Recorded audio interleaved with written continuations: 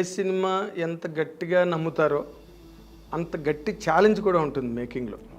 మీ challenge ఏంటండి ఇందులోని? అందరూ కూడా మమ్మల్ని నన్ను రాజేష్ని తీసిన అది వీళ్ళకి ఏదో పిచ్చెక్కింది, వీళ్ళ మీద ఇలా తీస్తారా ఏదో అనుకునేవాళ్ళు. మనవాడికి ఇప్పుడు తెలిస్తే అనేది అవుతారు. సో అందరికీ సంబంధం చెప్పాలి, కంటెంటే సంబంధం. అంత ఆవేశం ఎందుకండి మీకు వచ్చింది ఈ సినిమా మీద? ఎప్పుడూ కూడా ఇండస్ట్రీలో హై రిస్క్ హై రివార్డ్ అంటారు. ఎస్కేఎన్ మాట్లాడుతుంటాడు తప్పితే ఎస్కేఎన్ గురించి ఎవరు మాట్లాడారు? ఎక్కడో మనం ఆ ఎడ్జ్ దాటకపోతే ఎప్పటికీ ఆ సర్కిల్లోనే తిరుగుతూ ఉండిపోతాం. నార్మల్గా ఒక డైరెక్టర్గా సాయి రాజేష్ ఒక కథ రాసుకోవడంలో, ఆ కథను మీ అందరికీ చెప్పి కన్విన్స్ చేసుకోవడం, ఇవన్నీ అతని వైపు నుంచి అతను పడ్డ స్ట్రగుల్. మీ వైపుగా మీరు చెప్పుకోవాలంటే మీ స్ట్రగుల్ ఏంటి సార్ సినిమాలో? ఒక ఎడిటర్ ఉన్నాడు ఈ సినిమాకి. 70% ఆఫ్ ద షూటింగ్ ఫినిష్ చూసి ఒక రఫ్ కట్ ఆర్డర్ చూసి ఈ సినిమా ఆడదు సార్, ఇది సినిమా డిజాస్టర్ అవుతుంది. ఇంతకన్నా మంచి కాస్టింగ్ మీరు ఊహించలేకపోయారా? ఊహించిన దొరకలేదా? నమ్మకం ఉండేది. నేను ఫస్ట్ నుంచి ఆనంద్ ఆ క్యారెక్టర్ అనుకున్నాను. అలాగే ఒక తెలుగు అమ్మాయిలు, ఎందుకంటే తెలుగు అమ్మాయిలు ఎవరో ఎక్కువ పెట్టరో, వాళ్ళే రావట్లేదు కదా. నాకు తర్వాత తెలిసింది తెలుగు అమ్మాయిలతో పెట్టుకుంటే ఏమి ఉంటాయి అంటే. ఇప్పుడు వైష్ణవ్ని సెలెక్ట్ చేసినప్పుడు ఇది మామూలు జనరల్ రెగ్యులర్ కేటగిరీ సినిమా అయితే కాదు. కమిట్ అయిన బెడ్రూమ్ సీను అవన్నీ కూడా, ఇవన్నీ ఎలా ఒప్పించారండి? వాళ్ళ మదరు, వాళ్ళ ఫాదర్, వాళ్ళందరినీ మీరు ఎలాగ యాక్సెప్ట్ చేశారు? ఏ కైండ్ ఆఫ్ జానర్లోకి వెళ్ళాలని మీరు ఆలోచిస్తున్నారు ఇప్పుడు? నా మైండ్లో చిరంజీవి గారి దగ్గరికి వెళ్ళాలనే గుడ్డిగా ఒక బ్లైండ్ స్పాట్, అది తప్ప. చిరంజీవి గారితో సినిమా చేసే అవకాశం వస్తుందండి. మెహర్ రమేష్ని ఎక్కువ టార్గెట్ చేశారు. దానికి మీకు ఏమైనా ప్రత్యేకమైన కారణం ఏమైనా కనిపించిందండి? నేను ఒక దర్శకుడిలో ఒక సినిమానో చెప్పట్లా, నేను వేరే సినిమాల పేర్లు ఉదాహరిస్తే మంచిదో కాదో తెలియదు కాబట్టి వేరే చేయట్లేదు. గతంలో వచ్చిన ఐ డ్రీమ్ ప్రేక్షకులకు స్వాగతం. ఇప్పుడు మనతో పాటు స్టూడియోలో ఉన్న ఈ వ్యక్తి మామూలు వ్యక్తి కాదు. జర్నలిస్ట్గా సినిమా రంగంలోకి ప్రవేశించి జర్నలిస్టులకే గర్వకారణంగా ప్రొడక్షన్ లైన్లో ఎదిగి పంచులకి అద్భుతమైన ప్రసిద్ధిని గాంచి ఈ రోజున సినిమా ఇండస్ట్రీయే షాక్ అయినంత ఒక పెద్ద హిట్, అది కూడా అంత కొత్త వాళ్ళతో, పండని నటులతో అద్భుతమైన పంటను పండించిన ఈ కృషి వలుడు ఎవరో కాదు, ఆయన పేరే ఎస్కేఎన్. ఇప్పుడు ఈరోజు మనతో పాటు బేబీ సినిమా నిర్మాణం తర్వాత ఆయన అనుభవాలు, ఆ సినిమా సాధించిన విజయాలు, వాటి వెనకాతలున్న ఫలాలు, వాటికి సంబంధించి మాట్లాడడానికి ఐ డ్రీమ్ స్టూడియోకి వచ్చినందుకు మీ అందరి తరఫున నేను కూడా ఆయనకి థ్యాంక్స్ చెప్తూ వెల్కమ్ చెప్తున్నా. వెల్కమ్ ఎస్కేఎన్ గారు. వెల్కమ్. చాలా సంతోషం మిమ్మల్ని స్టూడియోలో చూడడం. ఎందుకంటే మొదటి రోజుల్లో చూడడం వేరు, ఎందుకంటే అప్పుడు ఇంకా సినిమా రిలీజు, ఆ టెన్షను, ఆ హడావుడి, పైగా రిస్క్ మీకు అసలు. యాక్చువల్గా ఈ సినిమా మాటల్లో చెప్పాలంటే రిస్క్ అనిపించలేదా మీకు ఈ సినిమా? రిస్క్ అనిపించలేదు, కంటెంట్ మీద కంటెంట్ నమ్మకం మీద మొదలయ్యారు. కంటెంట్ ఎంత గొప్పది, ఎంత నమ్మకమైంది అయినా దానిలో నటీనటులు, మీరు ఎంపిక చేసుకున్న నటీనటులు, దాని మీద కొంత ఫెయిత్, దాని మీద కొంత కాన్ఫిడెన్స్ జనరేట్ అవుతుంది నార్మల్గా. అంటే అంత పర్ఫెక్ట్ ఎమినెంట్ యాక్టర్స్ చేయాల్సిన సినిమా అది. ఆర్డినరీ యాక్టర్స్ చేసే సినిమా అయితే మాత్రం కాదు. మరి దాన్ని అట్లా మీరు అసలు మ్యాచ్ చేసుకోగలిగారు, మీ గట్స్. అసలు నాకైతే మాత్రం ఐ వాజ్ షెల్ షాక్డ్ సినిమాలో. ఏంటి ఎస్కేఎన్ ఏంటి, ఈ ఆర్టిస్టులు ఏంటి అని అనిపించింది నాకు. మీకు అనిపించలేదు అది? నాకు డైరెక్టర్ మీద నమ్మకం. ఓహో, ముందు కదా తర్వాత డైరెక్టర్. సాయి రాజేష్ డెలివరీ చేస్తాడనే నమ్మకం నాకు, ఎందుకంటే అతనితో ట్రావెల్ ఉంది నాకు. ఒక 20 years నుంచి he's friend before coming in to films. Okay. So నాకు ఆ ట్రావెల్ మీద అసలు ఎక్కడ రిస్క్ అనిపించలే. సో అంటే సినిమాని తీసిన తర్వాత రిలీజ్ ముందు కూడా మీకు ఏ రకమైన టెన్షన్స్ గట్టి ఏం లేవు? జనరల్ ఫ్రీ డెలివరీ ఫిల్మ్ అంటే ఎవ్రీ సినిమా ఎంత కాన్ఫిడెన్స్ ఉన్న సినిమా అయినా రిలీజ్ అప్పుడు రిలీజ్ టెన్షన్ ఒకటి ఉంటుంది. అంటే మనం నమ్మింది ఎలా రిసీవ్ చేసుకుంటారు, మన నమ్మకం ఎంతవరకు సక్సెస్ అవుద్ది, అదే ఎంత పెద్ద హిట్ అవుద్ది అంటే ఇది ఎనీ ఒక లెజెండరీ ప్రొడ్యూసర్, లెజెండరీ ఎవరు చేసినా ఉంటుంది. సో ఇంకా తొలినాడులో ఉన్నా కాబట్టి నాకు కొంచెం ఉంటుంది కానీ, but I'm confident about content. So అన్ని టీజర్ లాంచ్ దగ్గర నుంచి ప్రతి ఫంక్షన్లోనూ ప్రతి దాంట్లోనూ కూడా చెప్పాను, అందరికీ చెప్పాను ఇది కల్ట్ సినిమా వద్దని. అంటే నాకు తెలుసు ఒకవేళ సినిమా డెలివరీ చేయకపోతే ఆ మాటలే తిరిగి రివర్స్ అవుతుంది. వీడు తీసిన సినిమాకి వీడు చేసిన ఎక్స్ట్రాలకి ఏమన్నా సంబంధం ఉందని. బట్ నా కంటెంట్ మీద నాకు ఆ కాన్ఫిడెన్స్ ఉంది కాబట్టి నేను ఇది కొడుతున్నాం అని చెప్పి అందరికీ. అవును, మొదటి నుంచి మీరు అలా మాట్లాడుతుంటే అంటే మీతో మాకు బాగా పరిచయం ఉన్న వ్యక్తులకే సరే దాని వెనకాతలు ఉన్న కోటరీ, ఒక అల్లు అరవింద్ గారు, ఒక బన్నీవాస్ గారు, ఒక మారుతి గారు, వీళ్ళందరూ ఉన్నారు వెనకాతల కనిపించడానికి. బట్ మీరు ఇందాక అన్నట్టుగా ఏ సినిమాకైనా ఆ డెలివరీ ప్రాబ్లము, తర్వాత డెలివరీ అంటే రిలీజ్కి ప్రాబ్లం కాదు, మీకే ఉంది అది వాక్ కేక్ ఓవర్, కానీ బట్ తర్వాత ఇది సినిమా రిసీవ్ చేసుకుంటారా లేదా ఇలాంటి సినిమా అన్నది అనిపించిందా? అంటే ఇప్పుడు కొన్ని సినిమాలు ఎడ్జ్ మీద జరుగుండే ఒక ఆర్య అప్పుడు వచ్చిన టోటల్ రివర్స్లో ఉంటుంది ఆ సినిమా. అవును, అంటే ఒక ఆల్రెడీ ప్రేమలో పడిన అమ్మాయిని, అది ఒక రిస్కీ పాయింట్ కాకపోతే అది ఎక్కితే చెప్పేదని చెప్తే అది ఎంత ఫినామినల్ హిట్ అయిందో తెలుసు. ఇప్పుడు బేబీ కూడా ఒక రిస్కీ పాయింట్. అంటే ఒక అమ్మాయి ఇద్దరు అబ్బాయిలు, ఒక అమ్మాయి ఇప్పటివరకు ఒక హీరో ఇద్దరు హీరోయిన్ లవ్ చేసింది, కానీ ఒక హీరోయిన్ ఇద్దరు లవ్ చేయటం అది కూడా జెన్యున్గానే లవ్ చేస్తుంటుంది ఆ అమ్మాయి. పరిస్థితులు దీన్ని బట్టి ఇలాగ వెళ్తుంటే తప్ప ఎక్కడా చీట్ చేసేలా అది సిచ్యువేషన్ మీద వెళ్తాను, ఆ ఎడ్జ్ మీద నడిచే పాయింట్. సో నేను ఆ పాయింట్ నమ్మా. సో రేపు ఈ రిస్క్ ఎంతవరకు పే ఆఫ్ అవుద్ది, నా నమ్మకం నిజం అవుద్దా లేదా అనేది ఒక రిలీజ్ ముందు వారం ఒక టెన్షన్. సో అది ప్రీమియర్స్ దగ్గర నుంచి చాలా గట్టిగా వర్కౌట్ అయింది. అసలు నార్మల్గా అండి ఓకే, డైరెక్టర్ గారు కూడా మా స్టూడియోకి వచ్చి మాట్లాడారు, ఆయన అనుభవాలు చెప్పారు. అయితే ఆ కథ తాలూకా ఎలిమెంటు అన్నదాన్ని ఆయన ఎక్కడో ఏదో ఒక స్టోరీ చదవడం దాని మీద బేస్ అయి చేశారు. మీకు ఏవైనా అలాంటి సందర్భాలు మీ జీవితంలో ఎక్కడైనా మీరు చూడగా, మీకని కాదు, అలాంటివి ఎక్కడైనా మీకు తారసపడి వింటూ ఉంటాం ఫ్రెండ్ సర్కిల్లో ఇలా జరుగుతుంటే, ఫ్రెండ్ సర్కిల్లో ఫ్రెండ్స్ ఇలా వింటూ ఉంటాం రెగ్యులర్గా. ప్రతి ఒక్కరికి మీకైనా నాకైనా సొసైటీలో జరుగుతుంటాయి కదా ఇదే కాబట్టి. అండ్ యంగ్స్టర్స్, నేను ఎప్పుడు కొద్దిగా యంగ్స్టర్స్ అంటే నాకు వాళ్ళకి ఒక ఇప్పుడు నేనేమి కాలేజీలో చదవకపోయినా కాలేజీలో చదివే ఫ్రెండ్స్ వాళ్ళతో కనెక్టెడ్గా ఉంటాను.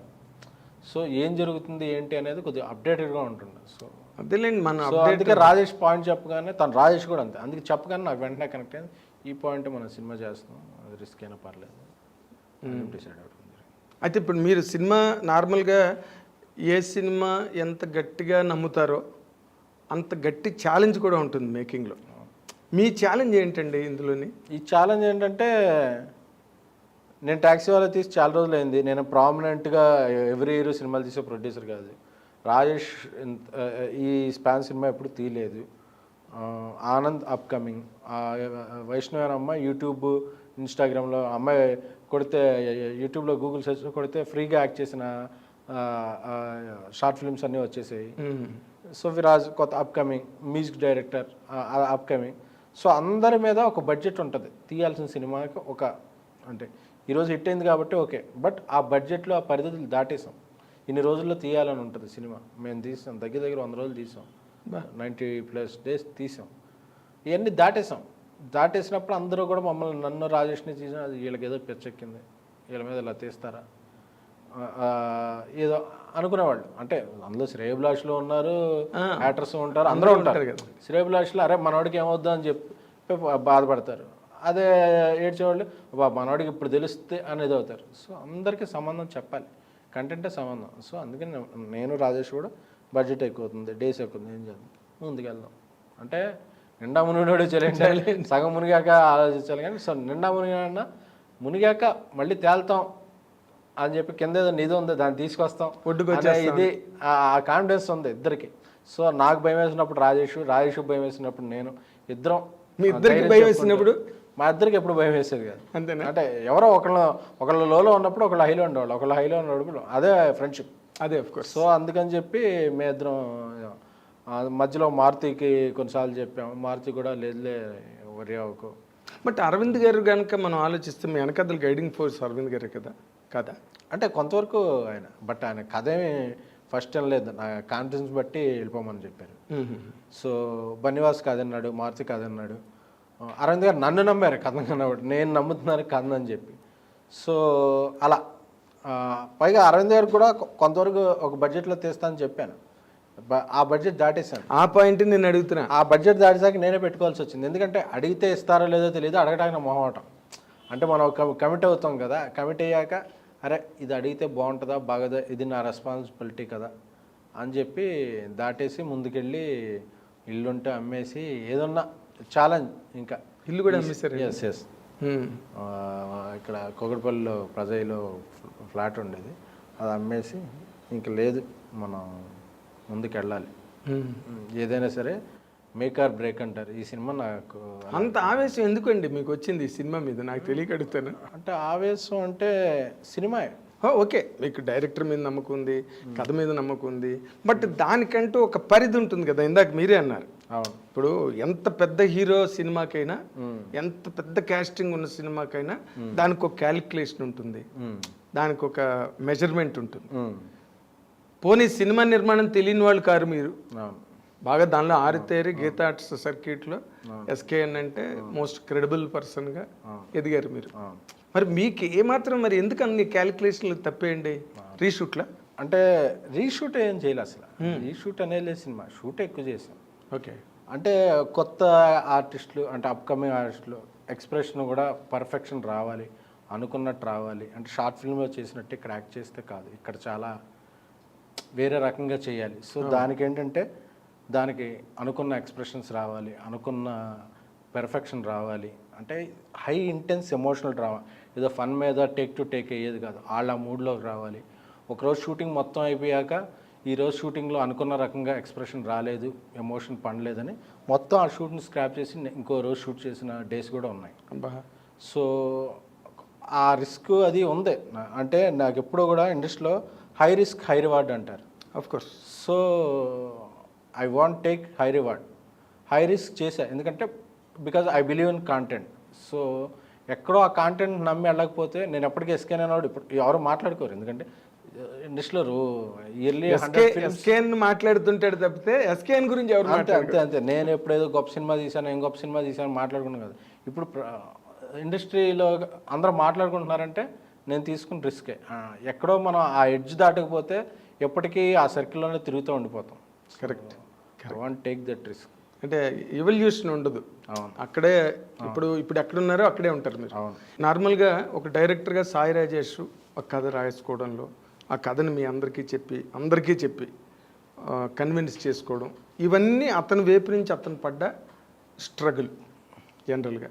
ఇప్పుడు మీ వైపుగా మీరు చెప్పుకోవాలంటే మీ స్ట్రగుల్ ఏంటి సార్ సినిమాలో? అంటే ఆయన స్ట్రగుల్ మీద సినిమా లేట్ అవుతుందంటే చాలా రీజన్స్ ఉన్నాయి. మేము ఒక సికింద్రాబాద్లో ఒక ఏరియాలో ఒక సెట్ వేసాం, ఇల్లు సెట్. అక్కడ ఉండే పొలిటికల్ ఇదికి అక్కడ ఉండే కంటోన్మెంట్ ఏరియా ఏదో చిన్న వచ్చి అది పడేశారు, మాకు చెప్పిన రోజు షూటింగ్ వెళ్తే పడేశారు. అప్పటి వరకు జరిగిన షూటింగ్ వేస్ట్, ఎందుకంటే ఆ జాగ్రఫీ పోద్ది. ఇప్పుడు మళ్ళీ కంటిన్యూటీ అనేది కదా సినిమా. అవును, ఇప్పుడు కంటిన్యూటీ ఉండాలంటే అక్కడ తీయాలి, లేదా ఫస్ట్ నుంచి తీయాలి. ఒక 5-6 రోజులు షూటింగ్ అంతా అక్కడ చేసి చాలా సెర్చ్ చేసి, అంటే ప్రాపర్ బస్తీలో ఉండాలని ఆ ప్లేస్. సో మళ్ళీ సెర్చ్ స్టార్ట్. అలాగే సెకండ్ వేవ్, థర్డ్ వేవ్ ఒకటి వచ్చింది, అప్పుడు కొన్నాళ్ళు ఆపేసాం. అలాగే అలా రకరకాల కారణాల వల్ల లేట్ అవుతుంది. హీరో ఆనంద్ నమ్మాడు, అతనికి సినిమా లేట్ అయిపోతుందని నమ్మి ఉన్నాడు. సో డెలివరీ చేయాలి. ఇది ఒక ఇంటెన్స్ డ్రామా. అంటే సీన్లు కూడా ఏ రోజుకి ఆ రోజు వాళ్ళ పెర్ఫార్మెన్స్ ఎలా ఉందో బట్టి దాన్ని బట్టి మిగతా సీన్లు కూడా ఆల్టర్ చేసుకుని, అంటే మార్చుకొని దానికి తగ్గట్టు ప్లేస్ చేసుకుని అలా వెళ్ళాలి డైరెక్టర్ కూడా. ఎందుకంటే ఇందులో ఎవరన్నా ఒకళ్ళు తప్పు అనేస్తే వేరే సినిమాలు ఉన్నాయి కొంతమంది వచ్చిన పేర్లు, ఎందుకని అమ్మాయి తప్పు అని క్లియర్గా కనబడింది, లేకపోతే ఇంకొక అబ్బాయి తప్పు అని క్లియర్.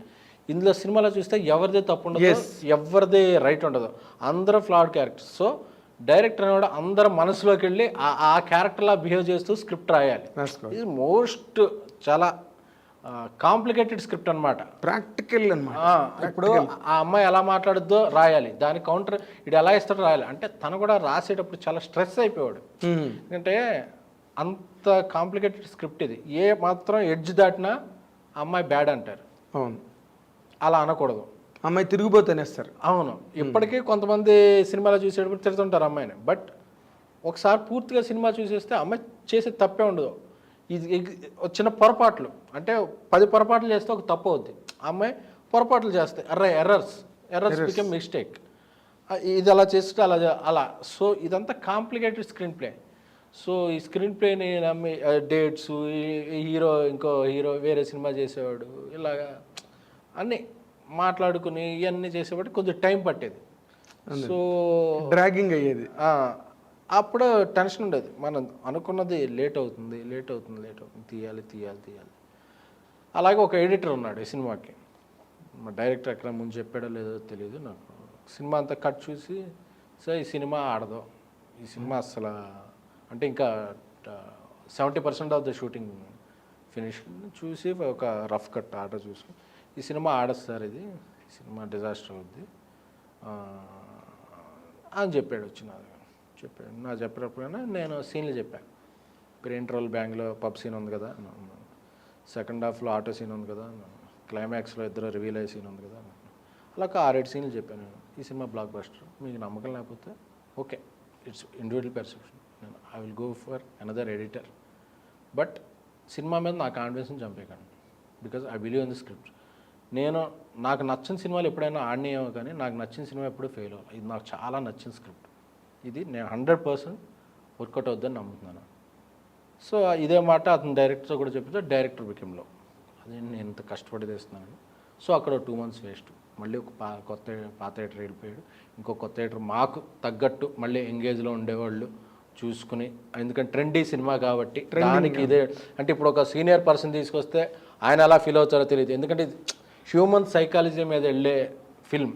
హ్యూమన్ సైకాలజీ ఒకటి, కాంటెంపరీ యూత్ లో ఉండే అవును ఆ ఫోలిడ్ నేచర్ ఉంటుంది కదా, దాని మీద ఆధారపడి దాన్ని రిలేటబుల్గా ఉండే పర్సన్స్ కావాలి. ఒక విప్లవ్ అనే ఒక ఎడిటర్ మాకు, is the one of the finest find for this film. తను దొరికాడు, తను మాతో మింగిలాడు. అక్కడ నుంచి మళ్ళీ కొత్తగా వచ్చేవాడు, మళ్ళీ ప్రాసెస్ స్టార్ట్ చేయాలి. సో ఇవన్నీ కూడా డెలివరీ చేయడానికి చాలా ట్రయల్ అండ్ ఎర్రర్ పీరియడ్. ఆ టైంలోనే సమ్మర్ రిలీజ్ చేద్దాం అనుకున్నాం, సమ్మర్ డేట్లు మిస్ అయిపోయినాయి. సమ్మర్లో ఏ సినిమాలు అందరూ ఫోన్ చేసేవారు, మంచి డేట్లు మిస్ అయిపోతున్నాం, మంచి డేట్లు, అది ఇంకేం సినిమా పోను. నేను ఒకటే నమ్మాను, మరి సినిమా బాగున్నప్పుడు అది ఏ సీజన్లో వేసినా ఆడుద్ది. అంటే సీజన్ అడ్వాంటేజ్ ఉంటుంది, సీజన్ అడ్వాంటేజ్ తీసుకుంటాక హాఫ్ బేక్డ్ ప్రోడక్ట్ వేయలేం. చెప్పారు అందరూ May 18, May 26 ఆ సినిమా రావట్లేదు, ఈ అడ్వాంటేజ్. అందుకే ఈ సినిమా ఏ సీజన్కి వస్తుందో తెలియదు అని చెప్పి July 14 ఈజ్ ద ఫైనల్. మేము అనుకున్న దాంట్లో బెస్ట్ డేట్.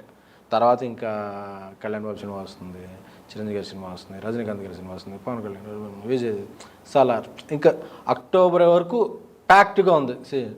July 14 రాకపోతే సత్యమే ఇంకా. అందుకే ఆ రోజు ఇంకో నవీన్ గారి సినిమా ఏదో ఉంది అనుకున్నారు, తర్వాత పోస్ట్ పోయింది. సో దానికి మాకు అప్పుడు మేము ఫైనల్గా డిసైడ్ అయినప్పుడు ఒక 50-60 days ఉంది, దాంట్లో 11 days షూట్ బ్యాలెన్స్ ఉంది. 11 days షూట్ చేసాం, డే అండ్ నైట్ ఎవడు పడుకోలే, అందరూ 2-3 hours పడుకునేవాళ్ళు, షిఫ్ట్లు భారీగా పడుకునేవాళ్ళు. అంటే మాకు రవి అని ఒక రైటర్, మా Namburi Ravi, he helped very hard. ఎందుకంటే ప్రోడక్ట్ రావడానికి, అలాగే సీనియర్ కో డైరెక్టర్ ఒక అటాచ్ చేశాను. పాత co director he is unable to handle these. So కొత్త కో డైరెక్టర్ ఒక ఆయన పార్థసారథి కానీ ఇండస్ట్రీలో 30 ఏళ్ళ నుంచి ఉన్నారు, ఆయన తీసుకుని వాళ్ళందరూ కూడా రాజేష్కి రైట్ హ్యాండ్స్లో వచ్చి, అంటే ఒకళ్ళు చేసే తనకు పని ఈజీ చేశారు. అంటే July 14 చేయటానికి ఒకళ్ళు పరిగెత్తే దీనివల్ల 4 పరిగెత్తాం. సో ఆ డేట్ మా అచీవ్మెంట్ అంటే July 14 రావడం అనేది చాలా పెద్ద అచీవ్మెంట్. అన్ని ఎడిటింగ్లు, పోస్ట్ ప్రొడక్షన్లో పోయి ఇది చూసి అప్పటికి యూఎస్లో ఒక కాపీ వెళ్ళింది, నాన్-యూఎస్ ఒక కాపీ వెళ్ళింది, ఇండియా ఒక కాపీ వచ్చింది. సో అది 3 versions వెళ్ళినాయి. సో ఏ వెర్షన్ వెళ్ళినా ప్రతి వెర్షన్ హిట్ అయింది. సో అది we believe in the content, that is greatness of Sairaj. తర్వాత ఇంకో మాట, ఇప్పుడు మీకు ఇంత పలుకుబడి ఉన్న సర్క్యూట్ మీద గీతాట్స్ ఎస్కేఎన్ అంటే మీరు చాలా మంచి గొప్ప కాంటాక్ట్స్ ఉన్న పర్సన్, మీరు మిమ్మల్ని నమ్ముతారు ప్రతి చోట. ఇంతకన్నా మంచి కాస్టింగ్ మీరు ఊహించలేకపోయారా? ఊహించినా దొరకలేదా? అంటే ఓకే, సినిమా రిలీజ్ అయిన తర్వాత వాళ్ళు అద్భుతంగా చేశారు, నేనే నా ఇంటర్వ్యూలో చాలా చోట్ల చెప్పాను, బయట చెప్పాను. బట్ యాజ్ ఏ క్రిటికల్గా ఒకసారి ఆలోచిస్తే మీరు ఇంతకన్నా మంచి కాస్టింగ్ మీరు ఊహించలేకపోయారండి? అంటే మంచి కాస్టింగ్ అన్నది ఎప్పుడు ఏదవుతారంటే వాళ్ళు మంచి నటులు అయితే అది మంచి కాస్టింగ్ అని నమ్ముతారు. అంతేగాని వాళ్ళకి మంచి రీచ్ ఉంటేనో, లేకపోతే వాళ్ళు ఇంకా ఇంతకుముందు హిట్ సినిమా చేసి ఉంటేనో అది మంచి కాస్టింగ్ అన్నాను. పైగా ఈ సినిమా నేను ఫస్ట్ టైం గీతాట్స్ బ్యానర్ కూడా వేయలా టైటిల్స్లో. మాస్ మేకర్స్ని నేను మారుతి బ్యానర్ పెట్టాం, తీసాం. అంతా ఒక ఫ్రెష్గా వెళ్దాం అంటే నా అరవింద్ గారు చెప్పారు, నాకు ఛాన్స్ ఇవ్వండి, నేను ఇండివిజువల్గా ఒకటి చేసి నిరూపించుకుని వస్తాను. ఎందుకంటే ఎప్పుడు చేసినా మీ షాడోలోనే ఉంటే అయిపోతుంది, మీరు అలా ఉండాలి, నేను ఇలా ఇదవ్వాలి. బట్ నేను ఒకసారి నాకంతా చేతికి ఇస్తే నేను ఎంతవరకు ఫుల్ఫిల్ చేయగలను అనేది ఒకసారి నేను ఛాన్స్ తీసుకుంటాను. He agreed, accepted and he funded Sampath. So అన్ని రకాలుగా ఉన్నారు. బట్ చేయటం అంతా నేను చేయటంలో నేను రాజేష్ అనుకుందే కొత్త వాళ్ళకి వెళ్దాం అంటే ఇప్పుడు ఏ బ్యాగేజ్ ఉండకూడదు వాళ్ళ మీద, వేరే ఉన్నాయి అనే ఆనంద్ నాకు ఫస్ట్ నుంచి తెలుసు. తను ఎందుకంటే గ్రేట్ యాక్టర్, తను అంటే నెక్స్ట్ డోర్లో ఉంటుంది. తన ఆనంద్లో ఒక ఇన్నోసెన్స్ ఉన్న ఒక అమాయకత్వం ఒక ఉంటుంది. అతను మోసపోయాడు, మోసం జరిగింది ఇదంటే ఆడియన్స్ కనెక్ట్ అవుతారని నేను నమ్మాను. ఆనంద్ ట్యాక్సీ వాళ్ళ సెట్స్కి వచ్చినప్పటి నుంచి తనకు మంచి హీరో అవుతాడు, మంచి నటు అవుతాడని నాకు నమ్మకం ఉండేది. నేను ఫస్ట్ నుంచి ఆనంద్ ఆ క్యారెక్టర్ అనుకున్నాను. అలాగే ఒక తెలుగు అమ్మాయిలు, ఎందుకంటే తెలుగు అమ్మాయిలు ఎవరో ఎక్కువ పెట్టవు అంటే వాళ్ళే రావట్లేదు కదా తెలుగు అమ్మాయిలు, దొరకట్లేదు. నాకు తర్వాత తెలిసింది తెలుగు అమ్మాయిలతో పెట్టుకుంటే ఏముంటాయి అంటే ఇబ్బందులు ఏముంటాయి, అసలు ఏంటంటే ఇబ్బందులు అంటే ఈ ఒక 6-7 తెలుగు అమ్మాయిలతో పనిచేశాను ఈ రోజుల నుంచి. ప్రేమగా చిత్రం, రొమాన్స్, మన ట్యాక్సీ వాళ్ళ ఒక 5-6 ఫిలిమ్స్ నేను చేసినప్పుడు తెలుగు అమ్మాయిలతో ఉండే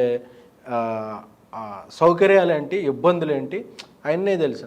అయినా సరే నేను ఒక తెలుగు అమ్మాయిని ఇంట్రడ్యూస్ చేద్దాం మళ్ళీ అనుకుని, ఎందుకంటే ఒక హోమ్లీ మామూలుగా ఒక నెక్స్ట్ డోర్ ఉండే అమ్మాయిని తీసుకుని ఈ టర్న్ చేస్తే ఎలా ఉంటుంది అనేది. ఇంతకుముందు ఇంకో 2-3 అమ్మాయిలు కూడా అడిగాం. సో వాళ్ళు ఏంటంటే మేము పెద్ద హీరోతో చేస్తున్నాం, పెద్ద హీరో ఛాన్స్లు వచ్చేస్తున్నాయి, లేదు మేము అని చెప్పి రిజెక్టెడ్ ద ఫిల్మ్. బట్ అంటే కథ చెప్పడం జరిగింది ఒక 2-3 అమ్మాయిలు చెప్పడం జరిగింది, తెలుగు అమ్మాయిలు. ఎవరండి ఆ హీరోయిన్లు? బాగోదు అంటే ఇంత హిట్ అయిన తర్వాత దే ఆల్సో ఫీల్ రిగ్రెట్ కదా. సో వాళ్ళని రిగ్రెట్ చేయడం ఇష్టం లేదు. అంటే సినిమా ఫ్లాప్ అయితే చెప్పేవాడిని, సో వాళ్ళ డెసిషన్ కరెక్ట్ కాబట్టి చెప్పాడు.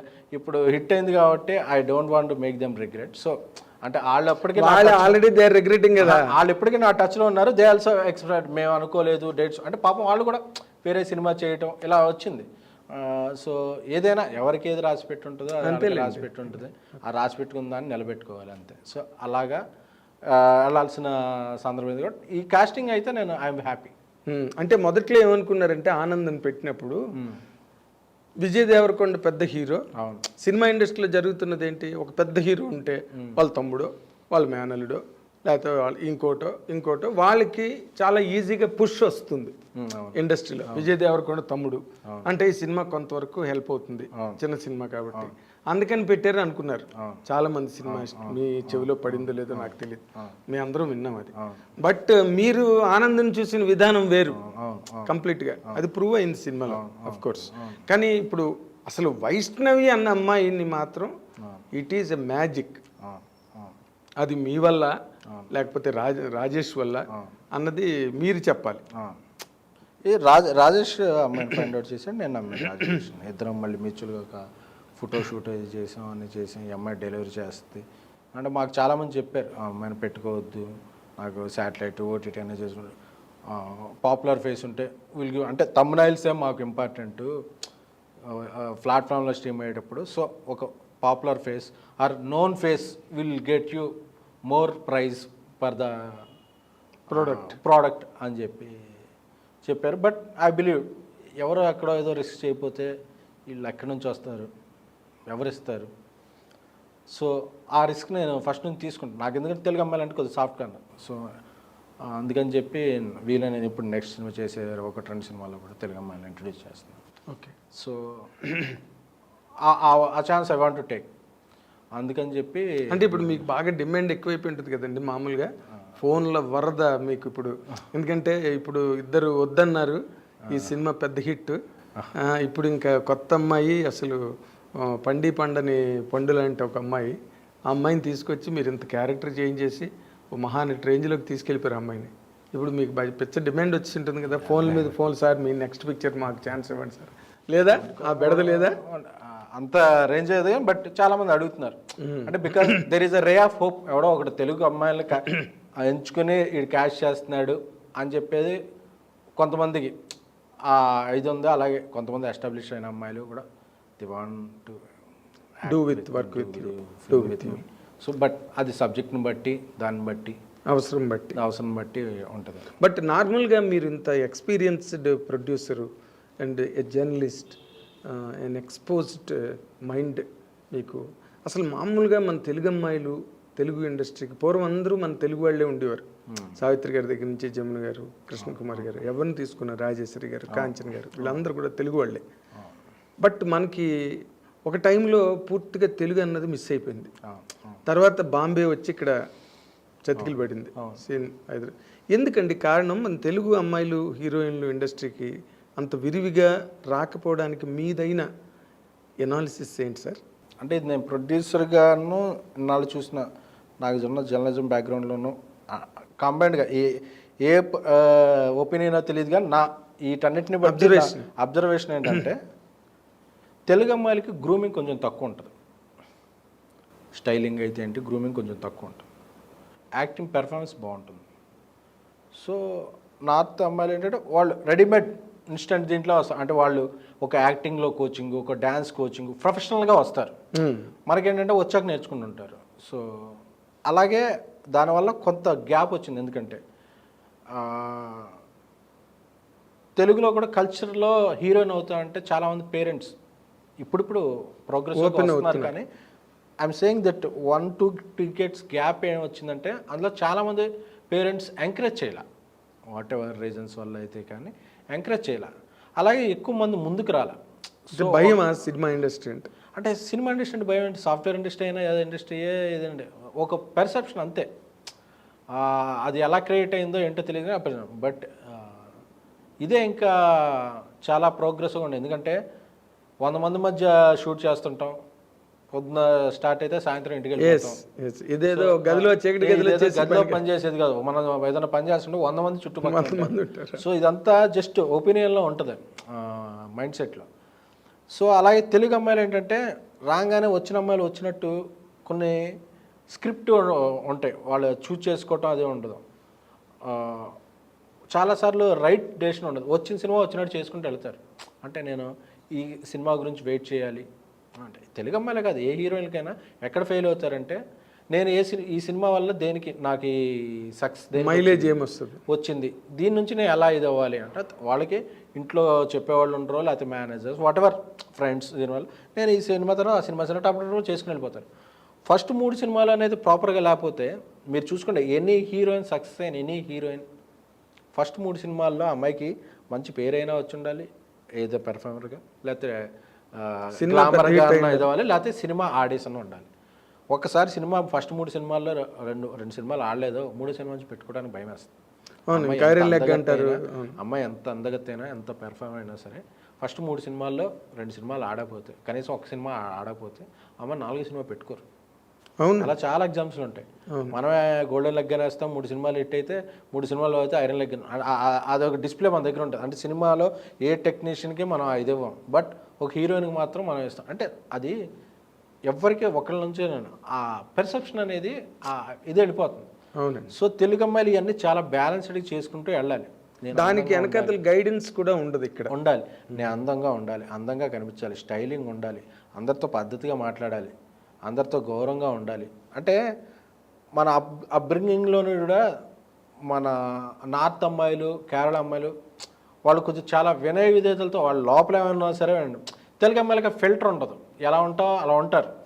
అక్కడ వాళ్ళు చాలా ప్రొఫెషనల్గా మనల్ని ఎంతో గౌరవించేసి. సో వర్క్ దగ్గర ఉన్నప్పుడు మాత్రం ఆ అట్మాస్ఫియర్లో అందరూ మింగిల్ అయిపోవాలి. ఇది మనకన్నా కూడా పక్కన అమ్మాయిలు కొంచెం ఎక్కువ ఉంటుంది. ఎందుకంటే ఫస్ట్ నుంచి ఆ డిసిప్లిన్ అనే కల్చర్ అనేది వచ్చేస్తుంది. మనం ఏంటంటే మన యాజిటీస్గా మనోళ్ళే కదా అనే ఒక దీంట్లో ఉంటాం. సో ఇవన్నీ కూడా ఎలా తిరుగుతాయో తెలియదు. సో ఒక అమ్మాయి స్టార్ అవ్వాలంటే ఇన్ని ఉంటాయి. ఆ అమ్మాయి డిసిప్లిన్ బాగుండాలి, యాటిట్యూడ్ బాగుండాలి, స్టైలింగ్ ఉండాలి, పెర్ఫార్మెన్స్ రావాలి, అన్నిటి మించి అంత కొంత లక్ ఫ్యాక్టర్ కూడా ఉంది. అమ్మాయి ఇన్నున్నా ఆ అమ్మాయి చేసిన 2-3 సినిమాలు ఆడలేదంటే ఆ అమ్మాయి ఎఫెక్ట్ అవుద్ది ఫస్ట్. సో ఇన్ని నమ్మి ఒక సినిమా తీస్తే ఒక అమ్మాయికి ఇది వస్తుంది. అవును. సో అవన్నీ కొంచెం జాగ్రత్తగా ఇది చేసుకుంటూ వెళ్ళాలి. ఇప్పుడు చాలామంది అమ్మాయిలు వస్తుంది. ఇప్పుడు తెలుగులో వైష్ణవి గురించి మనం ఇప్పుడు తెలుగు అమ్మాయి వైష్ణవి మంది ఎంతమంది లేరు. ఇప్పుడు అంజలి ఉంది, ఈషా రెబ్బా ఉంది, జవాల్కర్ ఉంది, అవును. శోభితా దూలిపోయేలా షీఈ్ నేషనల్ యాక్ట్రెస్ తను ఉంది, తెలుగు అమ్మాయిలు ఉన్నారు. బట్ బేసిక్గా అపోహలు ఏంటంటే సినిమా ఇండస్ట్రీలోని ఆడపిల్లలు మోసపోతారు, మోసగిస్తారు అని ఇలాంటి ఈ అపోహలు ఎక్కువ అండి. అంటే నేను కూడా జర్నలిస్ట్గా మాకు వచ్చే ఫీడ్బ్యాక్ ఎక్కువగా ఈ పాయింట్ మీదే ఉంటుంది. నిజంగా అలాంటివి జరుగుతాయి అస్కేన్ గారు? నాకు తెలిసి ఎప్పుడు జరగండి. అంటే మోసపోవటం అంటే ఏంటి అంటే ఇప్పుడు ఎవరన్నా ఏమన్నా ఆశించి సినిమా ఇస్తారా? ఇప్పుడు ఆశించి సినిమా ఇస్తే వాళ్ళు అలా చేస్తారా? అంటే ఇది ఈ ఒక్క ఇండస్ట్రీలోనే ఉందా, ఇంకే ఇండస్ట్రీలో లేదా? మీరు ఒకసారి సాఫ్ట్వేర్ ఇండస్ట్రీకి వెళ్ళి గూగుల్ సెర్చ్ చేసి కొడితే దీనికన్నా ఎక్కువ ఇన్సిడెంట్స్ వస్తాయి. బట్ సినిమా అనేది ఒక అద్దాల మేడ, గ్లాస్ హౌస్, అన్నీ ట్రాన్స్పరెంట్ ఉంటాయి. ఒకటి ఏదైనా జరిగితే ఒకటి జరిగిందని చెప్తారు. ఎప్పుడన్నా ఏదన్నా నేను సినిమాలో ఏదో చూస్తే ఏదో అంటారు ఆ ర్యాకెట్లో ఇరుక్కున్న ఇది అంటే వాళ్ళు ఎవరంటే జూనియర్ యాక్టర్స్ ఏదో రాస్తారు. But it belongs to film industry. టోటల్గా ఫిల్మ్ ఇండస్ట్రీ అంటే ఎంతమంది జూనియర్ ఆర్టిస్టులు, సీనియర్ ఆర్టిస్టులు, డైలీ ఆర్టిస్టులు వీళ్ళందరూ ఒక 3 lakhs పీపుల్ 4 lakhs పీపుల్ ఉంటారు. ఇందులో చిన్న చిన్న మైండ్ థింగ్స్ ఏదైనా జరుగుతుంటుంది అంటే యూ కెన్ దాన్ని అప్లై చేసేస్తారు. మొత్తం దాని అందరికీ అప్లై చేయడం అనేది రాంగ్. సో నాకు తెలిసి most secured and most transparent. ఎందుకంటే నువ్వు యాక్ట్ చేస్తుంటే ఒక 100 మంది చుట్టూ నిలబడి చూస్తుంటారు. సో నువ్వు 100 మందిలో పనిచేసి 100 మందితో పాటు కారు ఎక్కి వెళ్ళిపోతుంటావు. నీ పక్కన ఒక హీరోయిన్ అంటే హీరోయిన్ ఒంటరిగా రాదు, వాళ్ళ అమ్మో నాన్నో ఈ మధ్య రావడం మానేసరి కానీ ఒక 6 7 స్టాఫ్, ఒక అసిస్టెంట్ మేనేజరు, ఒక బాయ్, ఒక హెయిర్ డ్రెస్సరు, ఒక టచ్అప్, ఒక 6 7 వాళ్ళకు వెహికల్ పెట్టాలి. సో ఇంత ఇదిగా సరంజామాతో వస్తుంటారు. ఇందులో ఈ ఎంత దీంట్లో ఒక తప్పు జరిగే అవకాశం కానీ తప్పు అనుకునే అవకాశం కానీ చాలా చాలా చాలా తక్కువ. అవునండి. సో మనం ఏదో ఒకటి అనుకుంటాం, ఇది చేసేస్తాం. కానీ ఇండస్ట్రీ నాకు తెలిసినంత వరకు నేను అటు ఉన్నాను ఇటు ఉన్నాను, కానీ అటు జర్నలిజంలో ఉన్నాను, ఇటు ఇండస్ట్రీలో ఉన్నాను. అవునండి. 2 రకాలుగా చూసినప్పుడు చాలా మోస్ట్ సెక్యూర్డ్ ఇండస్ట్రీ. అండ్ మీ ఇది లేకుండా ఎవరో ఏమి అనరు, మీ మతిని బట్టే కదా అంటారు, మీరు ఉండే దీన్ని బట్టే ఎవరైనా బట్టే కదండి. మీరు ఎలా ఉంటారో దాన్ని బట్టి ఎవరైనా నమస్కారం అంటే నమస్కారం అంటారు, నమస్కారం హాయ్ అంటే హాయ్. సో నీ వ్యక్తిత్వాన్ని బట్టి నీ దీన్ని బట్టి ఏదైనా ఉంటుంది. సో అలాంటివి ఉంటాయి. అలాంటి వాటి మీద ఇంకోటి, సినిమా అనేది ఇన్ని కోట్లు పెట్టి తీసే సినిమా. ఇన్ని కోట్లు పెట్టేవాడికి ఒక 1000 పెట్టి దొరికితే ఇలాంటివి దొరకవా? సో ఆ 1000 పెట్టి దొరికే దాని గురించి కోట్లు పెట్టేవాడన్న సినిమా తీస్తాడా? తీయడు కదా. ఆడు కోట్లు సినిమా పెట్టేవాడికి ప్రొడ్యూసర్కి ఆడికి షేక్ వస్తుంటుంది. అరే నీ అమ్మ నేను కోట్లు పెట్టాను, ఇది మళ్ళీ రిటర్న్ ఎలా వస్తుంది, దీన్ని ఎలా తీసుకురావాలి, వడ్డీలు కట్టాలి అని చెప్పి సినిమా ఇండస్ట్రీలో అందరూ కూడా చివరికి ఏదో రకంగా రెమ్యునరేషన్ తీసుకుని వెళ్తారు. హీరో, డైరెక్టర్, ఆర్టిస్టులు అందరూ కూడా చివరి రోజు మాత్రం ఆ సినిమా హిట్ అయితే ఆడికి పెట్టిన పెట్టుబడి దాని నుంచి వడ్డీలు వర్కౌట్ అవుతున్నాయి. లేకపోతే వీళ్ళందరూ లాస్ అయ్యే ఫస్ట్ పర్సన్ ప్రొడ్యూసర్. అలాగే సినిమాలో 100 సినిమాలు వస్తుంటాయి, ఒక 20 సినిమాలు హిట్లు అవుతుంటాయి, 15 సినిమాలు హిట్లు అవుతుంటాయి, 10 సినిమాలు సూపర్ హిట్లు, 5 సినిమాలు బ్లాక్ బస్టర్. అంత తక్కువ సక్సెస్ రేషియోలో వెళ్ళాలి అని ప్యాషన్గా అలా చేసేవాళ్ళుగా ఎవరికి ఈ మైండ్ ఉండదు. సినిమా ఇండస్ట్రీ పేరు చెప్పుకుని ఎవడో ఒక సినిమా వచ్చి కృష్ణానగర్లో ఏదో ఒక బోర్డు పెట్టి చెప్పుకుని వెళ్ళిపోతుంటారు. కానీ సీరియల్గా సినిమా తీసేవాడికి రోజు గలగలాడుతుంటుంది. ఏంటి ఈరోజు ఏదో ఉందా, ఈరోజు వాన పడితే షూట్ క్యాన్సిల్ అవుద్దాం, ఆడ మైండ్లో 100 తిరుగుతుంటాయి. ఆ రోజు సాయంత్రం 120 పీపుల్కి ఆడ బత్తాలు డబ్బులు కట్టి సైన్లు పెట్టి చెక్లు ఇవ్వాలి, లేకపోతే రేపు షూటింగ్ రారు. ఆడ ఇన్ని టెన్షన్స్లో ఉంటాడు కానీ ఈ అవకాశన్స్ ఉండవు. కరెక్ట్. ఇప్పుడు నార్మల్గా మనం ఇందాక అనుకున్నట్టుగా ఇప్పుడు వైష్ణవ్ని సెలెక్ట్ చేసినప్పుడు ఇది మామూలు జనరల్ రెగ్యులర్ కేటగిరీ సినిమా అయితే కాదు.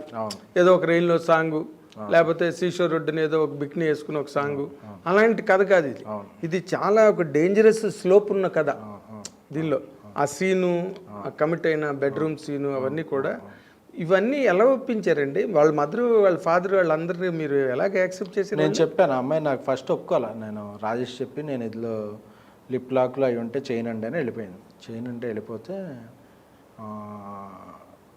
రాజేష్ అప్సెట్ అయ్యాడు. ఇదేంటి ఫస్ట్ ఒప్పుకుంది తర్వాత చేయలేదంటే నాకు ఫోన్ చేసింది, అవన్నీ లేకుండా సినిమా చేయించా అండి, ఇలా చీట్ చేసి సినిమా చేయించా, సీజీలో ఇవన్నీ జరగవు కానీ ఒకసారి మళ్ళీ కదినో మొత్తం అని చెప్తే మొత్తం 2.5 hours ఉంది. తినేసి తనే ఇంత ఇంటెన్స్ ఉంది, దీని మీదే సినిమా ఆధారపడి ఉంది, అది తీయలేము, ఆలోచించుకో అంటే ఆలోచించుకుంటే కొన్ని గ్యాప్స్ కావాలి, టైమ్స్ కావాలి. ఆ తర్వాత నన్ను వచ్చి అడిగింది, నేను ఈ సినిమా వల్ల నాకేమైనా డ్యామేజ్ అయితే, తర్వాత సినిమాలు రాకపోతే, తర్వాత నేనేదో స్లీజ్ దీంట్లో పడిపోయి నన్ను సినిమాలు పెట్టి తీయకపోతే నా కెరీర్ ఏంటి అని నువ్వు అసలు అది మర్చిపో. నువ్వు ఈ సినిమా చేయి, నీ ఫస్ట్ 3 సినిమాలు నేనే తీస్తా, ఈ సినిమా హిట్ అయినా నేనే తీస్తా, ఫ్లాప్ అయినా నేనే తీస్తా. ఆ 3 అగ్రిమెంట్ మీద పెడతా. అగ్రిమెంట్ మీద పెట్టి నేను నీకు ఇస్తున్నా. ఈ ఇండస్ట్రీలో ఏ ప్రొడ్యూసరు నీ సినిమాకి నువ్వు వచ్చిన బ్యాక్గ్రౌండ్కి ఏమవుద్దో తెలియకుండా ఇది చేయడు. బట్ నేను కంటెంట్ నమ్ముతున్నా, రాజేష్ నీ పెర్ఫార్మెన్స్ నువ్వు బాగుంటావని నమ్ముతున్నాడు దీనికి. సో నేను అతన్ని నమ్ముతున్నా, కంటెంట్ నమ్ముతున్నా. నీకు తప్పే జరగదు, నీకు అలాంటి ఇది రాదు. నీకు పేరు రాకపోయినా, పేరు వచ్చినా కూడా, అంటే 2, నీకు పేరు రాకపోయినా పేరు వచ్చినా కూడా నీ ఫస్ట్ 3 సినిమాలు నేనే తీస్తాను అగ్రిమెంట్ చేసి మరీ ఇచ్చా అమ్మాయి. అది దీనికి ఎన్నాళ్ళు పట్టిందండి ఇలాంటి ఈ అమ్మాయితో? అదొక 2 వీక్స్ పట్టింది. 2 వీక్స్ పట్టింది. సో మీరు ఎక్కడైనా ప్రతి చోట కాలయాపన, dilly dallying, to be or not to be situation, ఇదే కదండి. కాదు, దీని వెనకాతలు మిమ్మల్ని మోటివేట్ చేసిన పర్సన్ ఎవరు సార్? ఇప్పుడు నార్మల్గా ఇప్పుడు మీరు పడతారు, ఒకరోజు అనుకున్నది జరగదు, ఒకరోజు అన్న మాటలు రెండో రోజు ఉండవు, ఒకరోజు తీసిన షూటింగ్ ఒక చీటింగ్ అయిపోతుంది, ఒకరోజు షూటింగ్. వీటన్నిటి వెనకాతల when you lose your nerve, when you lose your spirit, వెనకాతలు ఎవరో ఒకరు మిమ్మల్ని నడిపించిన వాళ్ళు ఉండాలిగా. పర్లేదు ఎస్కేయండి, డోంట్ వరీ, ముందుకెళ్ళు అని అన్నవాళ్ళు ఉన్నారా? డైరెక్ట్ మారుతి గారు నన్ను నమ్మాడు. ఎందుకంటే తనకి ఏంటంటే తను మారుతి టాకీస్ అని పెట్టి సినిమాలు అప్కమింగ్ వాళ్ళందరికీ ఛాన్సులు ఇచ్చేవాడు. ఆ సినిమాలు సరిగ్గా ఆడే కాదు, ఎందుకంటే వాళ్ళ ఛాన్సులు మిస్యూజ్ చేసుకునేవాళ్ళు, సరిగ్గా తీసేవాళ్ళు కాదు. ఆయన అదే నాకు ఒకళ్ళు ఛాన్స్ ఇవ్వడం బట్టి ఇలా వచ్చారు, నేను ఇస్తుంటే వీళ్ళు యూటిలైజ్ చేసుకోవడం బాధ. అప్పుడు చెప్పా, డరే నువ్వు సినిమాలు తీయకు, నేను తీస్తా, మన ఇద్దరం కలిపి బ్యానర్ పెడదాం, నేను తీస్తాను, నన్ను నమ్ము. ఎందుకంటే నువ్వు క్రియేటర్, డైలీ ఒకడు ఇది ఒక గాడిద పని ప్రొడ్యూసర్ అనేది, రోజు ఇలా చూసుకుంటే కానీ అవ్వో. సో నాకు వదిలేసే అని చెప్తే we started mass movie makers. ఈ బ్యానర్ పెట్టి తనకు మాటిచ్చా. బ్యానర్లో తను ఎంత పెద్ద డైరెక్టర్ అయినా నేను ప్రొడక్షన్లో ఇంత పెద్ద హిట్ రాలేదని తనకు ఇది ఉండేది, నేను తీస్తా, మన ఇద్దరం కలిపి తీద్దాం అని చెప్పి ఆ బరువు నా నెత్తి మీద తీసుకుని ఆహాలో 3 రోజెస్ అనే వెబ్ సిరీస్ తీసాం, అది మంచి హిట్ అయింది. అలాగే బేబీ తీసాం, అది మంచి హిట్ అయింది. సో నాకు ఈ ప్రాసెస్లో ఏమన్నా మారుతి దగ్గరే షేర్ చేసుకున్నాను.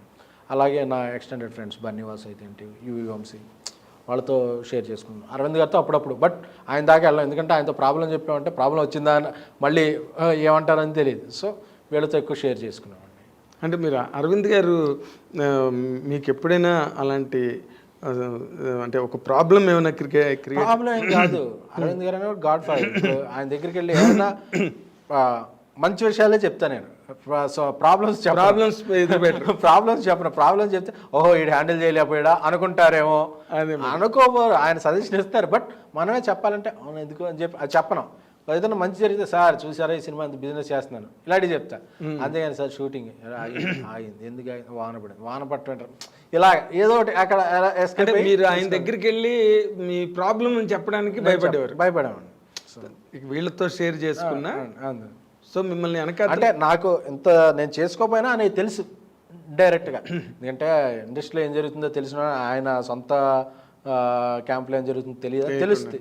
బట్ ఆయన కూడా పడితే లేస్తే నేర్చుకుంటాడు. పడి లేవడం అనేది కామన్. అంటే అరవింద్ గారి దగ్గర గొప్ప ఇది ఏంటంటే వీళ్ళకి పడి లేవటం అనేది అలవాటు పడాలి. ఎంతసేపు మనం చేయి పట్టుకుని నడిపిస్తే ఎంతవరకు నడిపించాలో అలాగో పడిపోతే అలాగో లేపుతాం, పడి లేస్తున్నప్పుడు లేవనేద్దాం. పడితే లేస్తున్నాడు కదా, వాడికి అలవాటు వద్దనే స్పేస్ ఇస్తారు. ఓకే, ఆ స్పేస్లోంచే ఇలా ప్రోడక్ట్స్ బేబీ వచ్చింది. అంటే అరవింద్ గారు ఇచ్చిన స్పేసే బేబీ అనమాట. మీరంతా మీ ప్రయత్నం మీ కష్టం ఒక ఎత్తు అయితే, ఆయన ఏ రోజు వచ్చి నన్ను ఇలా చేసేస్తున్నాను ఆ డబ్బులు నాకు ఇచ్చేయి అసలు ఇలా చేసే అంటే అయిపోయినట్టే. బట్ లేదు వీడు చేస్తున్నాడు, ఎక్కడి నుంచో డబ్బులు తీసుకొస్తున్నాడు, పెడుతున్నాడు, నమ్ముతున్నాడు, వీడి నమ్మకం ఎంతవరకు వెళ్ళిద్దో చూద్దాం అని చెప్పి అందుకే ప్రీ రిలీజ్లో కూడా ఆయన ఫస్ట్ కాపీ చూసి వచ్చి ఒకటే మాట అన్నారు. నేను కాదు అంటాం, లెజెండరీ ప్రొడ్యూసర్స్ ప్రీ రిలీజ్ ఫంక్షన్లో ఆయన ఇది కల్ట్ హిట్ అవుతుందన్న, కల్ట్ హిట్. సో వాళ్ళందరికీ ఆ నమ్మకాన్ని వచ్చినప్పుడు నేను హ్యాపీ ఫీల్ అయ్యా, అబ్బా చాలరా బాబు నేను నమ్మిందని అందరూ నమ్ముతున్నారు అది ప్రివ్యూ దగ్గర నుంచి ప్రూవ్ అయింది. అవును, ఆయన ఆ రోజు మాట్లాడినప్పుడు నేను అనుకున్నా, ఎందుకంటే విరూపాక్ష టీజర్ రిలీజ్కి వచ్చినప్పుడు ఆయన స్టేజ్ దిగుతూ నాతో అన్నారు, అవును ఇది పెద్ద హిట్ అవుద్ది నాగేంద్ర అని. అవును నిజంగానే అలా హిట్ అయింది. అవును అవును దీని గురించి అలా మాట్లాడారు. హిట్ అవుతుంది అన్నం వేరు, కల్ట్ హిట్ అవుతుంది అన్నం వేరు. అవును అవును సో అక్కడ ఆ సినిమాకి గ్లామర్ వచ్చింది. కల్ట్ హిట్ కొత్త వాళ్ళు ఇదంతా ఏదో అప్పట్లో విశ్వనాథ్ గారు తీసినట్టుగా, ఒక బాలచంద్ర గారు తీసినట్టు, భారతిరాజా తీసినట్టు ఆ అట్మాస్ఫియర్ వచ్చింది సినిమాకి. బట్ ఇన్ జనరల్గా మీరు కనుక మీ ట్రావెల్ని ఒక్కసారి అలా వెనక్కి తిరిగి రికలెక్ట్ చేసుకుంటే, మీకు ఈ రోజున సినిమా రిలీజ్ అయ్యి పెద్ద హిట్ అయ్యి ఇంత కలెక్ట్ చేసి దాదాపు 100 crores క్లబ్లోకి వెళ్ళి అంతే దగ్గర ఉంది. దగ్గరలో 95 దగ్గరలో ఉంది. ఏమనిపిస్తుంది సార్ ఒకసారి వెనక్కి తిరిగి ఆలోచిస్తే? నాకు చాలా చాలా క్యూరియస్గా ఉంటుంది అనమాట. మీరు మీ ఫీలింగ్స్ ఎట్లా ఉంటాయి? ఇప్పుడు you're a lonely man. Okay, చుట్టూరు అరవింద్ గారు ఉండొచ్చు, మారుతి ఉండొచ్చు, యూవి క్రియేషన్స్ ఉండొచ్చు, ఎంతమంది ఉన్నా ఒకరోజు షూటింగ్ క్యాన్సిల్ అయిన తర్వాత మీరు ఇంటికి వెళ్తున్నప్పుడు మీరు ఒక్కరు వెళ్తారు. ఆ ఒంటరితనం మిమ్మల్ని వెంటాడుతుంది 100%. ఇదే ప్రశ్న నేను సాయిరాజేషన్ కూడా వేశాను సార్. దీనికి మీ సమాధానం ఏంటండి? ఏం లేదండి, లైఫ్ అంటేనే పడి లేవటం ఇదనేది. లైఫ్లో ప్రతి ఒక్కళ్ళు స్ట్రగుల్ చూడాలి. అంటే ప్రతి ఒక్కళ్ళు చాలామంది అంటుంటారు ఓవర్ నైట్లో ఎవరికైనా సక్సెస్ వచ్చింది. అయితే ఆ నైట్కి ముందు ఎన్నో వందల వేల రాత్రులు కష్టపడితే ఆ రాత్రి వస్తుంది. అవును. సో ఎవరికి ఓవర్ నైట్లో రాదు, ఒక సక్సెస్ నైట్లోనే వస్తాయి. బట్ ఆ సక్సెస్ రావడానికి పడిన కష్టం ఎన్నో వందల వేల రాత్రులు ఉంటుంది. అవును. సో నాకు ఆ కష్టం తెలుసు, ఎందుకంటే నేను ఒక మిడిల్ క్లాస్ ఫ్యామిలీ నుంచి వచ్చాను. నాకెవరు ఇండస్ట్రీలో పెద్ద డబ్బు సాయం కానీ ఇది కానీ ఎవరు లేరు. సో మీరు స్వయం కృషితో నేను ఒక చిరంజీవి గారి అభిమానిగా ఇండస్ట్రీలో, ఆయన ఉన్న ఇండస్ట్రీలో ఆయన దగ్గరగా ఉండాలని చెప్పి ఒక జర్నలిస్ట్ అయ్యి, ఒక పిఆర్ఓ అయ్యి, ఒక ఎగ్జిక్యూటివ్ ప్రొడ్యూసర్ అయ్యి, ఒక కో ప్రొడ్యూసర్ అయ్యి, ఒక ప్రొడ్యూసర్ అంటే ఏది నేను స్ట్రైట్గా ఇలా వచ్చేలా మెట్టు ఎదుక్కుంటూ నేర్చుకుంటూ ఏదన్నా సంపాదించుకుంటూ మళ్ళీ దాన్నే రిస్క్ చేసుకుంటూ ఇలా వచ్చా. సో నాకు అనేది ఏ రాత్రి కాదు, ఇప్పుడు బేబీ అయిపోయింది, ఈ సక్సెస్ వచ్చింది, ఈ డబ్బులు వచ్చేసింది, నాకేం లేదు, అయిపోయింది. ఒక 1 week 2 weeks హాయిగా ఉంది. ఆ తర్వాత మళ్ళీ ఇప్పుడు ఏం సినిమా చేయాలి, వచ్చిన పేరు ఎలాగా మళ్ళీ కంటిన్యూ చేయాలి, మనం అంటే నమ్మకం వచ్చింది, దీన్ని ఎలా నిలబెట్టుకోవాలి.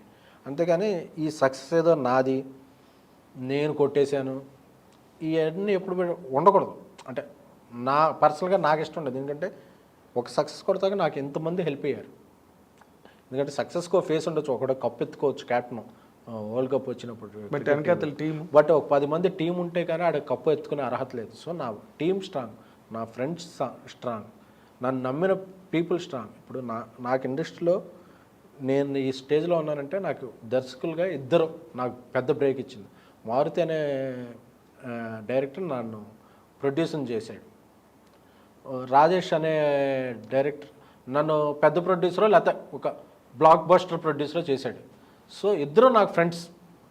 ఆ ఫ్రెండ్షిప్ నాకు హెల్ప్ అయింది, నేను వాళ్ళకి హెల్ప్ అయ్యాను, వాట్ ఎవర్ మ్యూచువల్. సో నేను అవన్నీ గుర్తుపెట్టుకుంటాను. అంతేగాని ఇది నాది సక్సెస్, నేను సాధించాను, నేను తోపు అనుకున్న రోజు అక్కడి నుంచే మన డౌన్ఫాల్ స్టార్ట్ అవుతుంది. ఆ వారం ఎంజాయ్ చేయాలి, మనం హ్యాపీ మళ్ళీ మన పని ఏదో మనం చూసుకుని, సో మనం ఎంతమందికి హెల్ప్ చేయగలం, మనకి ఎవరికి ఇది చేయగలం అనేది మనం 10 మందితో వెళ్ళిన రోజు ఆ సక్సెస్ మనతో ఉంటుంది. అదే మీరు ఇందాక అన్న మాటలోనే ఆ మాటలోంచి ఒక మాట తీసుకుంటాను నేను. ఎందుకంటే ఇంత పెద్ద హిట్ ఇచ్చిన తర్వాత ఒక 2 వారాలు దాన్ని ఎంజాయ్మెంట్ అయిపోయింది అది అండి. బట్ ఇప్పుడు నెక్స్ట్ పిక్చర్కి వచ్చేసరికి 100% ఎస్కేఎన్కి ఎస్కేఎన్ ఫేస్ చేసినంత పెద్ద ఛాలెంజ్ ఈ రోజున ఇండస్ట్రీలో మరొకటి ఫేస్ చేయలేడు.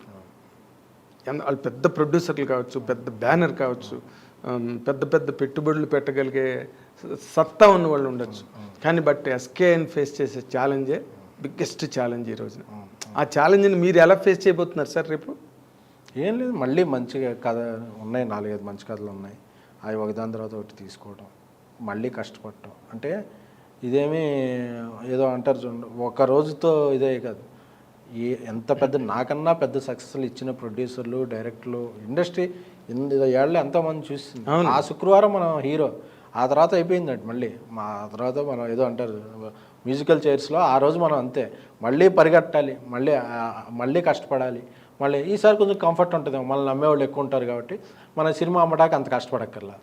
ఎందుకంటే మనం మేకింగ్ వచ్చేసరికి మేకింగ్ అంతే కష్టపడాలి. మేకింగ్ అంటే ఇప్పుడు దీన్ని మ్యాచ్ చేయాలి, మళ్ళీ మ్యాచ్ చేయాలి, అంతకన్నా ఉండాలి.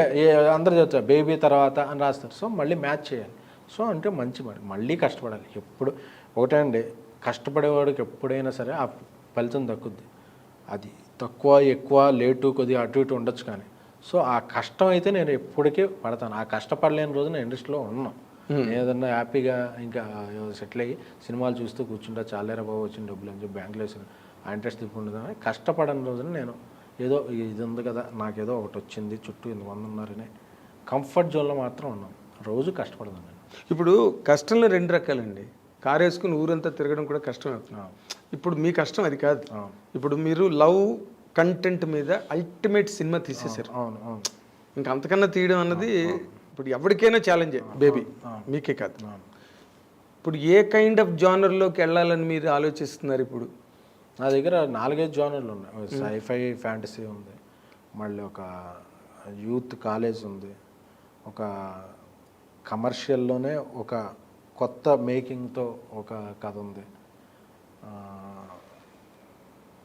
అలాగే నేను రాజేష్ వేరే అనుకుంటున్నాం ఒక కొత్త.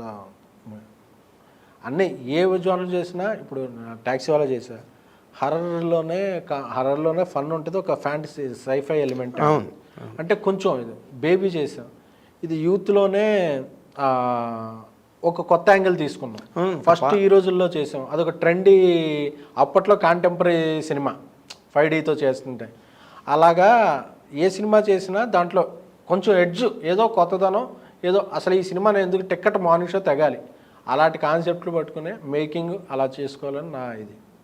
ఓకే, అంటే ఇమీడియట్గా జంప్ అవ్వడానికి ఒక స్క్రిప్ట్ని అయితే ఆల్రెడీ మీరు సెలెక్ట్ చేసుకుని ఉంటారు. అవును, 4-5 ఉన్నాయని చెప్పారు. ఎందుకంటే ఒక ఫిక్స్ అవుతారు కదా మీరు, ఇది చెయ్యాలి. బేబీ లాంటి స్క్రిప్ట్కే మీరు ఫిక్స్ అయ్యారంటే ఇప్పుడు మీరు ఫిక్స్ అవ్వడం అనేది అంత పెద్ద కష్టం కాదు. దేనికి ఫిక్స్ అయ్యి ఉంటారు? ఇప్పుడు మీరు చెప్పిన 4 అన్నిటికీ ఫిక్స్ అయ్యా. ఏది ముందు ఏది ఇది అనేది. అందులో కొంతమంది స్టార్స్ యాక్ట్ చేయాల్సి ఉంది, కొంతమంది మళ్ళీ అప్కమింగ్ ఉంది. సో ఈ మెటీరియలైజ్ అవ్వడానికి 1-2 months టైం పట్టింది, అదే వాళ్ళ అవైలబిలిటీని బట్టి. మీరు ఇందాక ఇంకో మాట అన్నారు సార్, అది ఎస్, మొన్న స్టేజ్ మీద కూడా మీరు మెగా ఈవెంట్లో మాట్లాడారు కదా, మీరు మిడిల్ క్లాస్ ఫ్యామిలీ నుంచి వచ్చారు. మీరు అసలు ఏం సాధిద్దాం అనుకుని హైదరాబాద్ వచ్చారండి? ఓకే, మీరు మాట అన్నారు చిరంజీవి గారిని ఉద్దేశించి, చిరంజీవి గారి సినిమా బ్యానర్లు కట్టేవాడు, బ్యానర్లు స్థాపించగలడని అనే మాట. ఇప్పుడు మీరు ఇది సాధించడానికి వచ్చారా? అసలు with what mind you came to film industry? And నాకు అంటే for somebody to take inspiration from you, అంటే నాకు ఎగ్జాక్ట్ గోల్స్ ఏమి అనుకోలేదండి. నాకు ఫస్ట్లో ఇంట్లో ఎక్కడికి వెళ్తావు, ఏం చేస్తావు అంటే చిరంజీవి గారి దగ్గరికి వెళ్ళిపోదాం అనుకున్నాను. ఆయన చిరంజీవి గారి దగ్గరికి వెళ్ళి నేను వాళ్ళ ఇంట్లో ఆయన పని చేస్తానా, ఆయన సినిమాలు డైరెక్ట్ చేస్తానా, ఆయన స్క్రిప్ట్ రాస్తానా, లేకపోతే ఆయనకి పిఆర్ అవుతానా, లేకపోతే ఏంటి అనేది నాకు తెలియదు. అప్పుడు ఆ మెచ్యూరిటీ లేదు నాకు. ఏంటంటే నేను మా ఊళ్ళో నేను పెద్ద చిరంజీవి గారి ఫ్యాన్. ఏంటంటే నేను చిరంజీవి దగ్గర వెళ్ళిపోతానంటే మా ఇంట్లో ఏంటి ఎక్కడికి పోయి ఏం చేస్తాడు అలా, మనకి చుట్టాలా పక్కాల అసలు ఎవరో తెలుసు ఏంటంటే లేదంటే నేను బలంగా నమ్మా. ఏంటంటే నేను పెద్ద అయ్యాక చిరంజీవి గారి దగ్గరికి వెళ్ళిపోతాను. ఎలా వెళ్ళిపోతానో నాకు తెలియదు, ఆయన దగ్గరికి వెళ్ళిపోతాను అనేది ఒక్కటే నాకు రూట్ మ్యాప్. అంటే డెస్టినేషన్ ఉంది, ఎలా వెళ్తానో జర్నీ తెలియదు, తెలియదు. చిరంజీవి గారి దగ్గరికి వెళ్ళిపోతాను అంటే ఏం వెళ్తానో నాకు తెలియదు. అలా అలా అలా బలంగా నమ్మితే అలాగే నాకు రూట్ వచ్చింది. నేను శిరీష్ నువ్వు ఏదో ఈ వెబ్సైట్ చిరంజీవి గారి మెగా ఫ్యాన్స్ అని ఇలా ఫ్యాన్ సైట్ ఒకటి రన్ చేసేవాళ్ళం చిన్న కాలేజీలో ఉన్నప్పుడు. అక్కడ నుంచి నాకు శిరీష్ పరిచయం అయ్యాడు. నువ్వు రివ్యూలు కూడా రాస్తా ఉంటే రివ్యూలు అక్కడ నుంచి వెబ్సైట్లో జాయిన్ అయ్యా, అక్కడ నుంచి టీవీ నేను జాయిన్ అయ్యా. అంటే ఇదేంటి అంటే నేను ప్రాసెస్లో చిరంజీవి గారికి దగ్గర అవుతున్నా.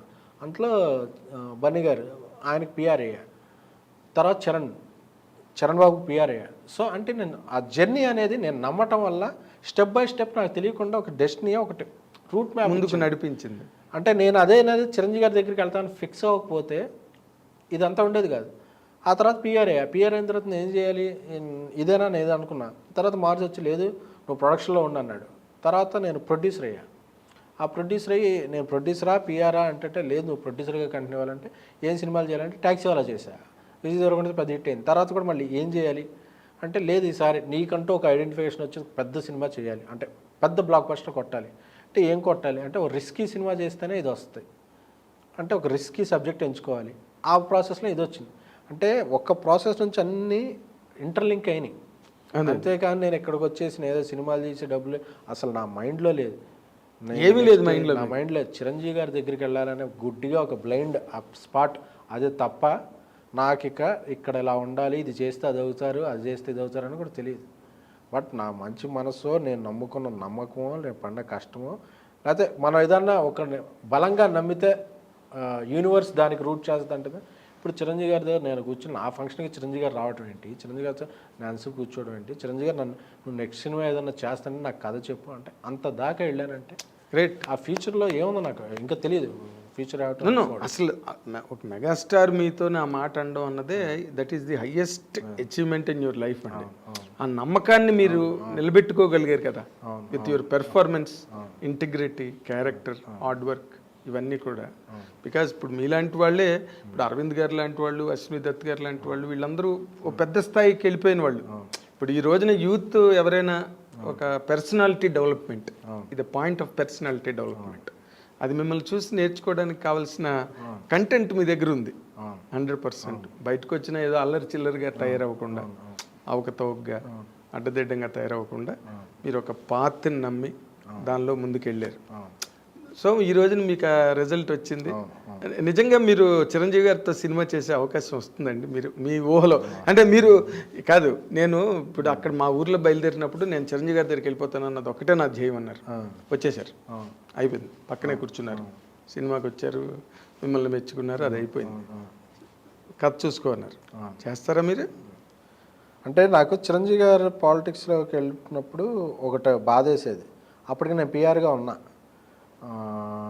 చరణ్ బాబు సినిమాలు, కళ్యాణ్ బాబు సినిమాలు, బన్నీ గారి సినిమాలు అన్నీ నేను పిఆర్ చేసాను. అప్పుడే చిరంజీవి గారు అకస్మాత్తుగా సినిమాలు ఆపేశారు. అమ్మా, నేను చిరంజీవి గారి సినిమాకి పిఆర్ చేసే అవకాశం రాలేదా, చేయలేకపోయాను ఏంటిది, అసలు నాకు వచ్చిందే ఆయన గురించి కదా, ఇంక చిరంజీవి గారి సినిమా చాలా బాధపడాను. ఒక 5 years ఆయన సినిమాలు చేయలే. ఆ తర్వాత నేను పిఆర్ ఆపేశాను. సరైనోడు ఐ గెస్ అఫీషియల్గానే last cinema Sarrainodu is last PR. తర్వాత నుంచి నా టీమే చేసేది, అది ఇప్పుడు నా టీం కూడా వేరేది వెళ్ళిపోయారు. సినిమాలు ఆపేశాక నాకు బాధ వేసింది. నేను ఆయన మళ్ళీ స్టార్ట్ చేసే టైంకి నేను ఆపేసా. దీన్ని నేను ప్రొడక్షన్లోకి వచ్చాను ఏంటి ఇది.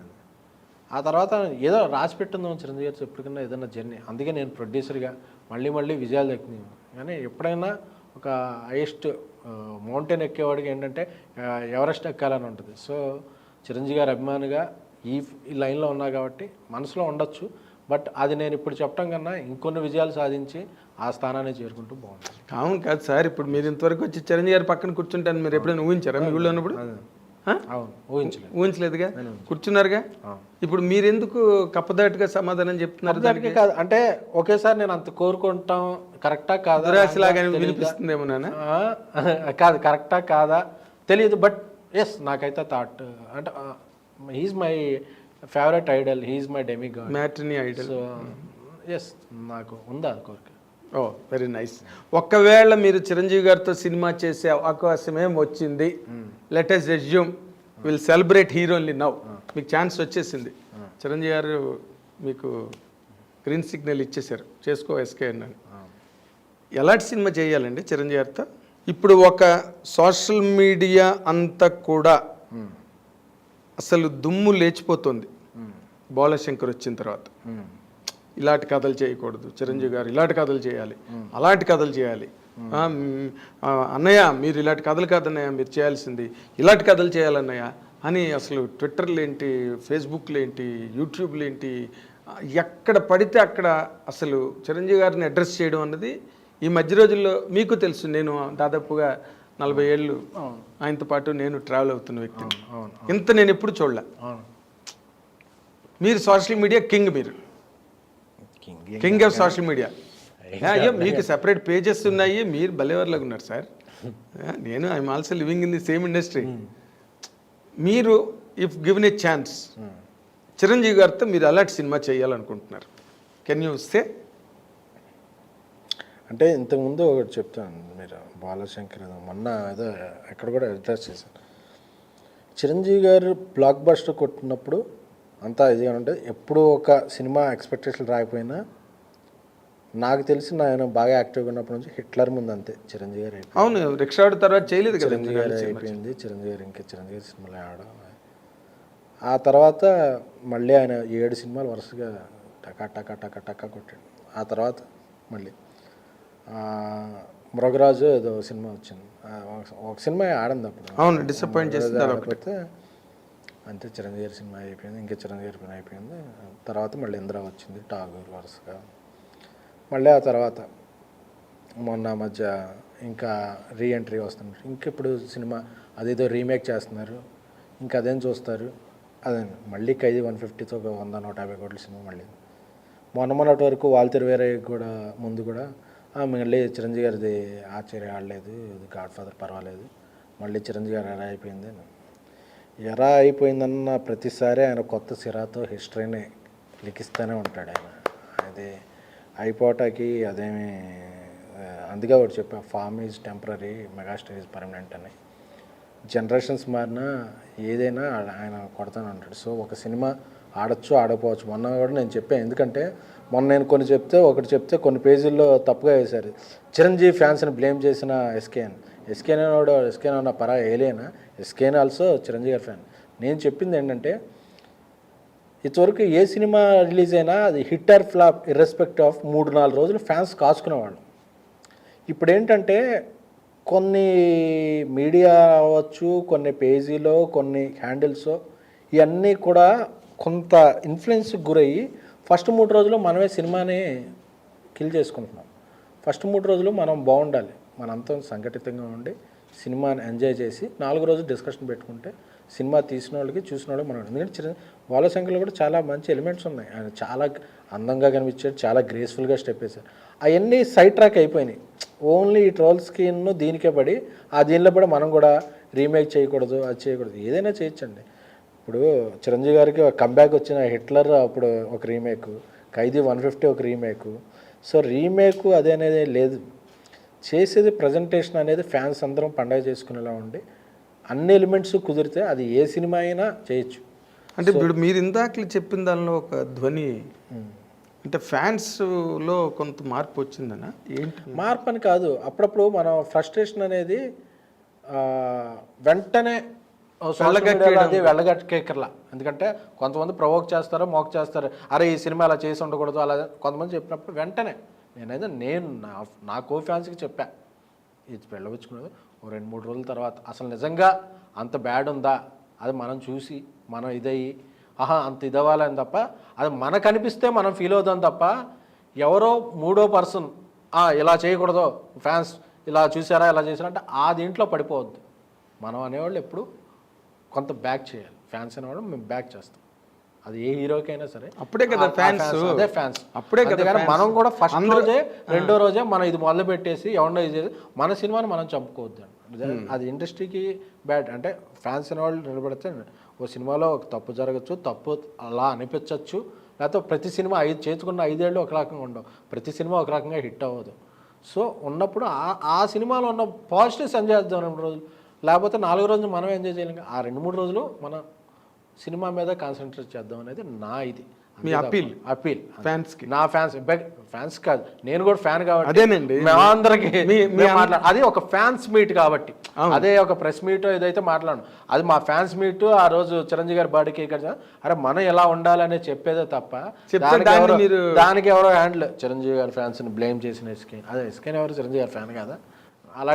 ఇలాంటివే సైడ్ ట్రాక్ అయిపోతుంటే ఆ రోజు చాలా చెప్పా, అందరం సంఘటితంగా ఉండాలి, మనం ఉంటే ఎవరంటే అవన్నీ హెడ్డింగ్లు రావు, ఇందులో వచ్చి హెడ్డింగ్ వస్తాయి. అసలు దీనికి ట్రాప్లో పడకుండా ఉంటే బెటర్. అంటే మరి అదే ఈ సోషల్ మీడియా ఇంపాక్ట్ అన్నది ఈ రోజున ఇండస్ట్రీని రూల్ చేస్తున్నది సార్. అంటే సొసైటీని రూల్ చేస్తున్నది, అందులో మోర్స్ సినిమా ఇండస్ట్రీ. ఇప్పుడు ఈరోజు సినిమా రిలీజ్ అయిన దగ్గర నుంచి రిలీజ్ అవ్వకముందే ఇప్పుడు మనకి యూఎస్ రిపోర్ట్ వచ్చేస్తుంది మిడ్ నైటే తెల్లవారేసరికి. ఆ రిపోర్ట్ చూసి సినిమాకి వెళ్ళడం మానేస్తున్నారు చాలా మంది. ఆ తర్వాత ఇంకా పబ్లిక్ టాక్ అని థియేటర్ దగ్గర, తర్వాత వెబ్సైట్లో వచ్చిన తర్వాత ఎవరి స్వేచ్ఛ, ఎవరి స్వతంత్ర రచన, ఎవరి సొంత అభిప్రాయం వాళ్ళు రుద్దుతున్నారు. దానివల్ల సినిమా అన్నదానికి ఎంత డ్యామేజ్, మౌత్ టాక్ స్ప్రెడ్ అవ్వడానికి కూడా టైం లేదు.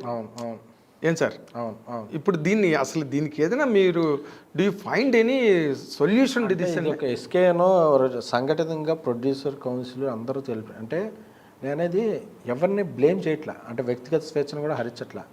Cinema and media, web media mutual, ఒకళ్ళ మీద ఒకళ్ళు పరస్పరం ఆధారపడి ఉన్నాయి. ఇంటర్డిపెండెంట్ ఉన్నప్పుడు ఒక సినిమాని 2-3 రోజులు బతకనే ఉంది. అర్ధరాత్రే, తెల్లారుజామున, లేకపోతే రేపు రిలీజ్ అయ్యే ముందు ఒక హ్యాండిల్లో వస్తుంది ఈ సినిమా టాక్ బాగాలేదంట అంటే ప్రిపేర్ చేయొద్దు. వచ్చే రిజల్ట్ అని రానే ఉండి ఆడియన్స్ చెప్పేస్తాడు, చూశాక 4 షోలు చూసా వీకెండ్కు వచ్చేస్తుంది రిపోర్ట్ కరెక్ట్గా అందరూ చూసి. అది రానిచ్చేయండి. భారతదేశంలో ఉన్న వెబ్సైట్లు అన్ని మీడియాలో కూడా వచ్చుకుంటే, ఇది ఎంటైర్ మీడియా కాదు, ఒక 10-20% సోషల్ మీడియాలో యాక్టివ్గా ఉండే వెబ్సైట్లు హ్యాండిల్స్ ఉన్నాయో మీరు డిసైడ్ చేసేయద్దు. నేను చిరంజీవి గారి సినిమా అట్లా ప్రతి సినిమాకి ఏ సినిమా అయినా వాళ్ళు పాపం చాలా కష్టపడి తీస్తారు. బతికినే ఉండి ఒక 2 రోజులు, ఎందుకంటే వాళ్ళు యాడ్స్ ఇస్తున్నారుగా మీకు. వాళ్ళు యాడ్స్ లేకుండా లేదు మేము సినిమా ఇండస్ట్రీకి సంబంధం ఏం లేదు, మేము ఇండిపెండెంట్ ఆర్గనైజేషన్, మాకు స్వతంత్రంగా బతుకుతున్నాను, మీకు యాడ్స్ ఇస్తున్నారు, ఇంటర్వ్యూలు ఇస్తున్నారు, కంటెంట్ ఇస్తున్నారు. సో అలాగే మీరు కూడా పబ్లిసిటీ ఇస్తున్నారు, ప్రమోట్ చేస్తున్నారు. ఇంటర్లింక్ మీడియా ఉండటం వల్ల సినిమా ఇండస్ట్రీకి వెళ్ళిపోతుంది, కోరిలేటివ్. సో ఒక్క 2 గంటలు అప్పీల్ చేస్తున్నాను, ఎవరిని తప్పుగా కూడా అంటలా, మీరు అలా చేయొద్దని. ఒక 2 రోజులు స్పేస్ ఇవ్వండి. అలాగే మీకెవరో ఒక ఇంటర్వ్యూ ఇస్తాను, ఒక ఇంటర్వ్యూ ఇవ్వకపోతేనో, లేకపోతే ఆ డైరెక్టర్తో ఇదో ఉందనో, లేకపోతే ఇదోనో మీరు రాసేయకండి. ఇప్పుడు ఒక అప్డేట్ రాసేస్తుంటారు, ఒక అప్డేట్ అనౌన్స్ చేయాలి ప్రొడ్యూసర్, దాన్ని గ్రాండ్గా అనౌన్స్ చేసే ముందే మీరు అనౌన్స్ చేస్తే ఆ ఎక్స్క్లూజివ్నెస్ ఏముంటుంది, షాక్ వెళ్ళిపోతుంది. దీనికి ఎవరు చెప్పాలి, ఎవరు ఎనరు. అదేంటి మా అప్డేట్ మేమేమో అంటారు. అప్డేట్ మీరు ఇస్తాం కాదు, అప్డేట్ ఇచ్చే ముందు ఆ రైట్ ప్రొడ్యూసర్ది, అతనిది. ఇది ఇప్పుడు నేను వంటకం వండుతున్నానంటే నేను పెట్టాలి, ఆ మొక్క తీసుకొచ్చి ఏంటి నేను పెంచకూడదు అంటే, నువ్వు సినిమా తీసి నువ్వు అప్డేట్, నీ సినిమా అప్డేట్, వేరే అప్డేట్ నువ్వు ఎలా ఇచ్చేస్తావు? సరే ఇచ్చారు. నేను అదే ఒకళ్ళిద్దరిని కూడా కాదు, చాలా ఇలాంటి కొన్ని హ్యాండిల్స్ ఉన్నాయి. అర్ధరాత్రి మీరు వేసేస్తే సినిమాలు హిట్ అయినవి ఉన్నాయి ఆ టాక్ తర్వాత. అవును అప్పుడు ఏం చేస్తారు? అవును.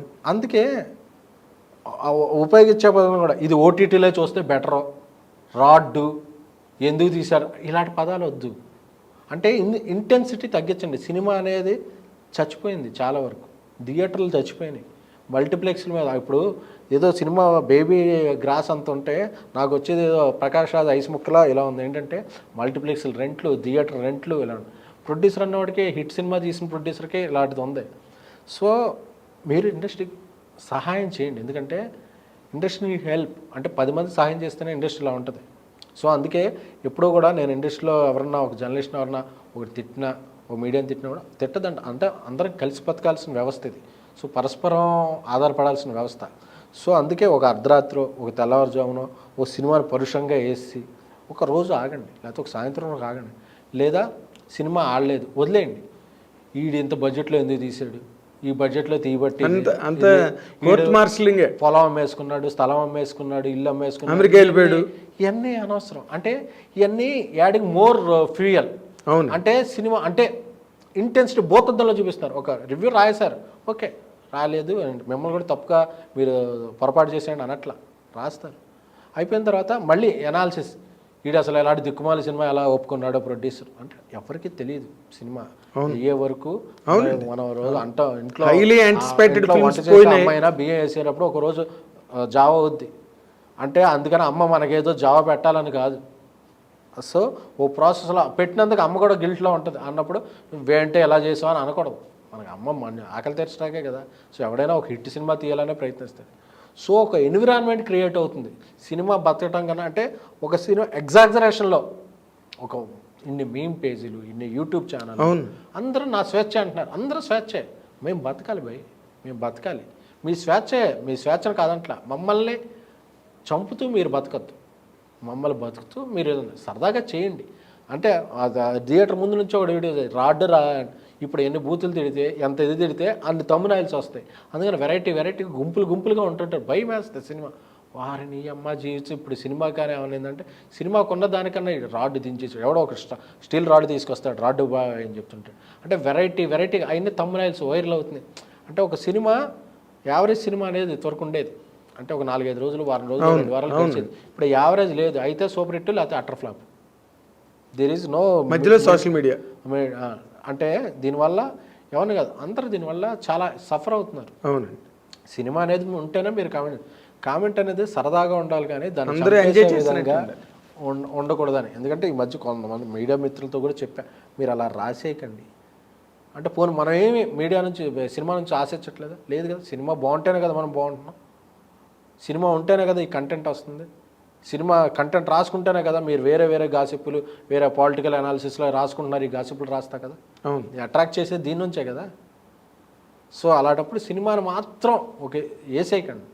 బాగుంది, అందరం బాగుందాం, మనం బాగుండాలి, మీరు బాగుండాలి, అందరం బాగుండాలి. అదే నా హ్యాపీ. దానికి మీరు గమనిస్తే బోళాశంకర్ రిలీజ్ సినిమా స్టార్ట్ అయిన దగ్గర నుంచి, అనౌన్స్ అయిన దగ్గర నుంచి మెహర్ రమేష్కి ఎందుకు ఇచ్చారు డైరెక్షన్, మెహర్ రమేష్ ఏంటి, మెహర్ రమేష్తో ఎందుకు పెట్టుకున్నారు, అన్నయ్య మెహర్ రమేష్ వద్దన్నయ్య అని ఇలాంటి కామెంట్లతో స్టార్ట్ అయింది. నేను రివ్యూ చెప్పా సినిమా చూసి వచ్చి. ఏం చెప్పాను, సినిమాలో అంత మంచి కంటెంట్, చిరంజీవి గారి దగ్గర నుంచి మాస్ ఆడియన్స్ ఏం ఎక్స్పెక్ట్ చేస్తారో అవన్నీ ఉన్నాయి. ఫైట్లు ఉన్నాయి, సాంగ్స్ ఉన్నాయి, కామెడీ ఉంది, ఎంటర్టైన్మెంట్ ఉంది, సెంటిమెంట్ ఉంది, మంచి సీన్స్ ఉన్నాయి. కీర్తి సురేష్ని హాస్పిటల్లో జాయిన్ చేసే సీన్ కానీ, లేకపోతే చిరంజీవి గారిని కీర్తి సురేష్ హాస్పిటల్లో జాయిన్ చేసే సీన్ కానీ, అవన్నీ మంచి హెవీ సీన్స్, మంచి సీన్స్ అవన్నీ కూడా.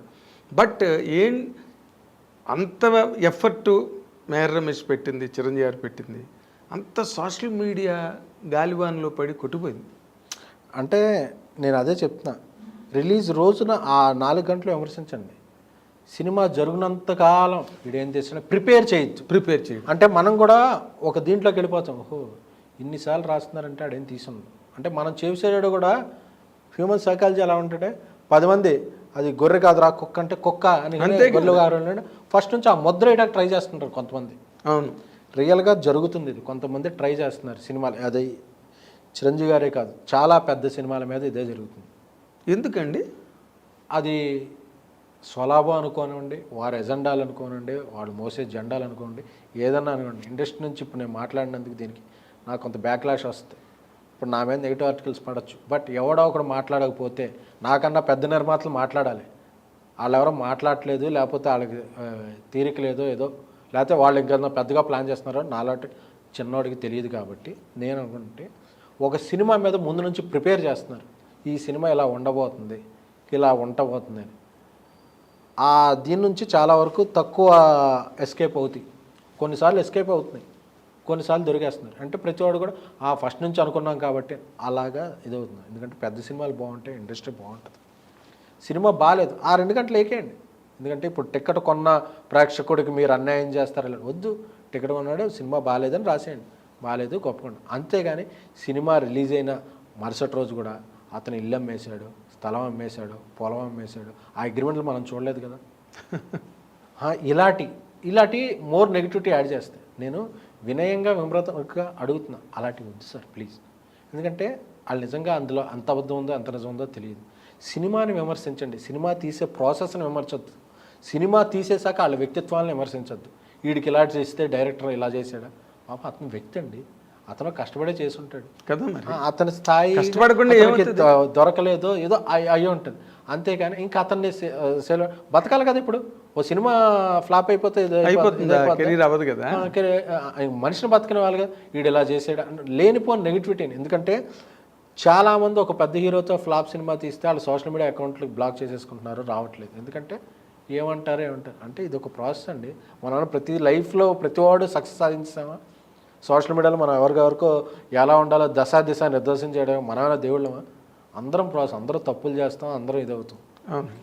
సో అదే తప్పులు చేస్తే అతనే వీడు ఇలా చేసాడని. ఎందుకంటే అలాంటి చేస్తే అతనికే అవకాశం రాదు నెక్స్ట్ సినిమా. లేదు ఇతను టాలెంట్ ఉందే పాపం ఏదో మిస్ఫైర్ అయింది మళ్ళీ వస్తుంటాయి. ఇండస్ట్రీ అనేది 100 సినిమాలు చేస్తుంటే 80 సినిమాలు ఫ్లాపే అవుతుంటాయి. అవును, కేవలం మీరు ఇందాక చెప్పినట్టు 10 హిట్లు 5 సూపర్ హిట్లు. సో ఆ 80 మందికి బతిగా అర్హత లేదా? ఒక సినిమా ఫ్లాప్ తీస్తే వాళ్ళు ఏమన్నా ఇంకా లైఫ్లో ఏం కోల్పోయాలా? జడ్జ్ చేయొద్దు అంటున్నా. ఎందుకంటే ఈసారి మీరు గమనించండి, మెహర్ రమేష్ని ఎక్కువ టార్గెట్ చేశారు. దానికి మీకు ఏమైనా ప్రత్యేకమైన కారణం ఏమైనా కనిపించిందండి? అంటే నేను ఒక దర్శకుడినో ఒక సినిమానో చెప్పట్లా, నేను వేరే సినిమాల పేర్లు ఉదహరిస్తే మంచిదో కాదో తెలియదు కాబట్టి వేరే చేయట్లేదు. సార్, ఇప్పుడు గతంలో వచ్చిన కొన్ని సినిమాలను కూడా ఇలాగే విమర్శించేశారు. కాదు ఎస్కేఎన్ గారు, ఇప్పుడు what is a secret? Secret ఇప్పుడు మీరు సినిమాల పేర్లు చెప్పడానికి మొమ్మట పడుతున్నారు, బిడి పడుతున్నారు. అవును. There is no secret at all అవును. సోషల్ మీడియాలో. ఇప్పుడు నేను అనేది ట్వీట్లు రీట్వీట్లు, అబ్బా ఎన్ని షేర్లు వచ్చినాయి, నాకు ఎన్ని రీట్వీట్లు వచ్చినాయి, నాది ఎవరు ఫస్ట్ వెళ్ళింది ఆర్టికల్. ఈ సెన్సేషనలిజంకి దీనికి వెళ్ళిపోయింది మీడియా. సార్ ఇది తప్పు అని చెప్పినా ఎవరు అంటారు? తప్ప ఎయిరు అంటే ఏదన్నా ఒక రాంగ్ న్యూస్ బ్రేకింగ్లో వస్తే దానికి రైట్ అన్నది కండెమ్ చేసేది స్క్రోలింగ్లో వస్తే ఎవరు చేయగలరు? అంటే నేను సార్ చాలాసార్లు చెప్తుంటా, సార్ ఇది రాంగు, మరి కరెక్ట్ ఏంటి ఇప్పుడు చెప్పకూడదు సార్, కొద్ది రోజులు టైం పట్టుద్ది అని చెప్తాను. వచ్చాక అది రాద్దాంలండి అంటాను. ఇలా అంటే వెళ్తే ఎలా? మరి ఆ మధ్య ఏదో డెసిషన్ తీసుకున్నారని పడింది, చెవిలో పడింది సార్. అంటే ఇప్పుడు కొన్ని వెబ్సైట్లకి రాసే వాటికి ఇలా రాంగ్ న్యూస్ రాసి మనం అడ్వర్టైజ్మెంట్లు ఇస్తున్నా సినిమా ఇండస్ట్రీ తరఫున టార్గెట్ చేసి రాస్తున్నారు. సో మనం అడ్వర్టైజ్మెంట్స్ క్యాన్సిల్ చేయడానికి నిర్ణయం తీసుకుంటున్నారు కౌన్సిల్. నేను అప్పటికే ప్రొడ్యూస్ కౌన్సిల్ ఒక ఇండస్ట్రీలో పెద్ద వ్యక్తి నాతో ఒకసారి అన్నారు. నా ప్రొడ్యూసింగ్ కౌన్సిల్ నేను అనేది అది కూడా అధికారం ఎవరి మీద చూపించద్దు, ఎవరిని క్యాన్సిల్ చేసేయండి అనేది. ఇప్పుడు మీరు బలప్రయోగంతో ఏదో అవ్వదు సార్. నువ్వు రాయొద్దు అంటే అతను వేరే రకంగానే రాస్తాడు. ఎవరిని తప్పు పట్టద్దు, అప్పీల్ చేయండి. సార్ ఇలా ఉంది, ఇలా ఉందాం, ఇలా బతుకుదాం అని అప్పీల్ చేయండి తప్ప నువ్వు ఇంటర్వ్యూకి రావద్దు, నువ్వు రివ్యూ రాయొద్దు, నువ్వు రైటే రాయాలి అనే అధికారం కూడా మనకు ఎవరికి లేదండి. ఎవరి స్వేచ్ఛ ఆడదే. So live and let live అనే దీంట్లో వెళ్ళాలి తప్ప బలప్రయోగం వద్దు. నీకు అతనికి యాడ్ అయిపోతే నీకేం వస్తుంది?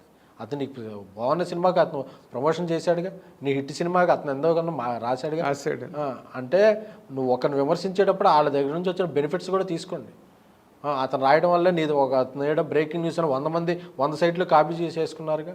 మనకు ఒక మంచి సినిమా మంచి రివ్యూ రాసుంటారు, మనకి ఏమీ తెలియని న్యూస్ని ప్రమోట్ చేస్తుంటారు, ఆ న్యూస్ 100 మంది కాపీ చేస్తుంటారు. అందుకే బలప్రయోగం వద్దు ఎవరిని. సార్ రిక్వెస్ట్ చేయండి, ఇది అందరూ కూర్చొని మాట్లాడుకోండి. మనం గదిలో మాట్లాడేసుకుని వాళ్ళ మీద చర్యలు తీసుకుంటాం, ఇది వద్దు. వాళ్ళే రమ్మనండి, సార్ మాకు ఇలా ఉంది, మీరు ఇలా చేయండి, ఇలా చేస్తే బాగుంటుంది. వాళ్ళ సైడ్ ఓపెన్ అవుతారు.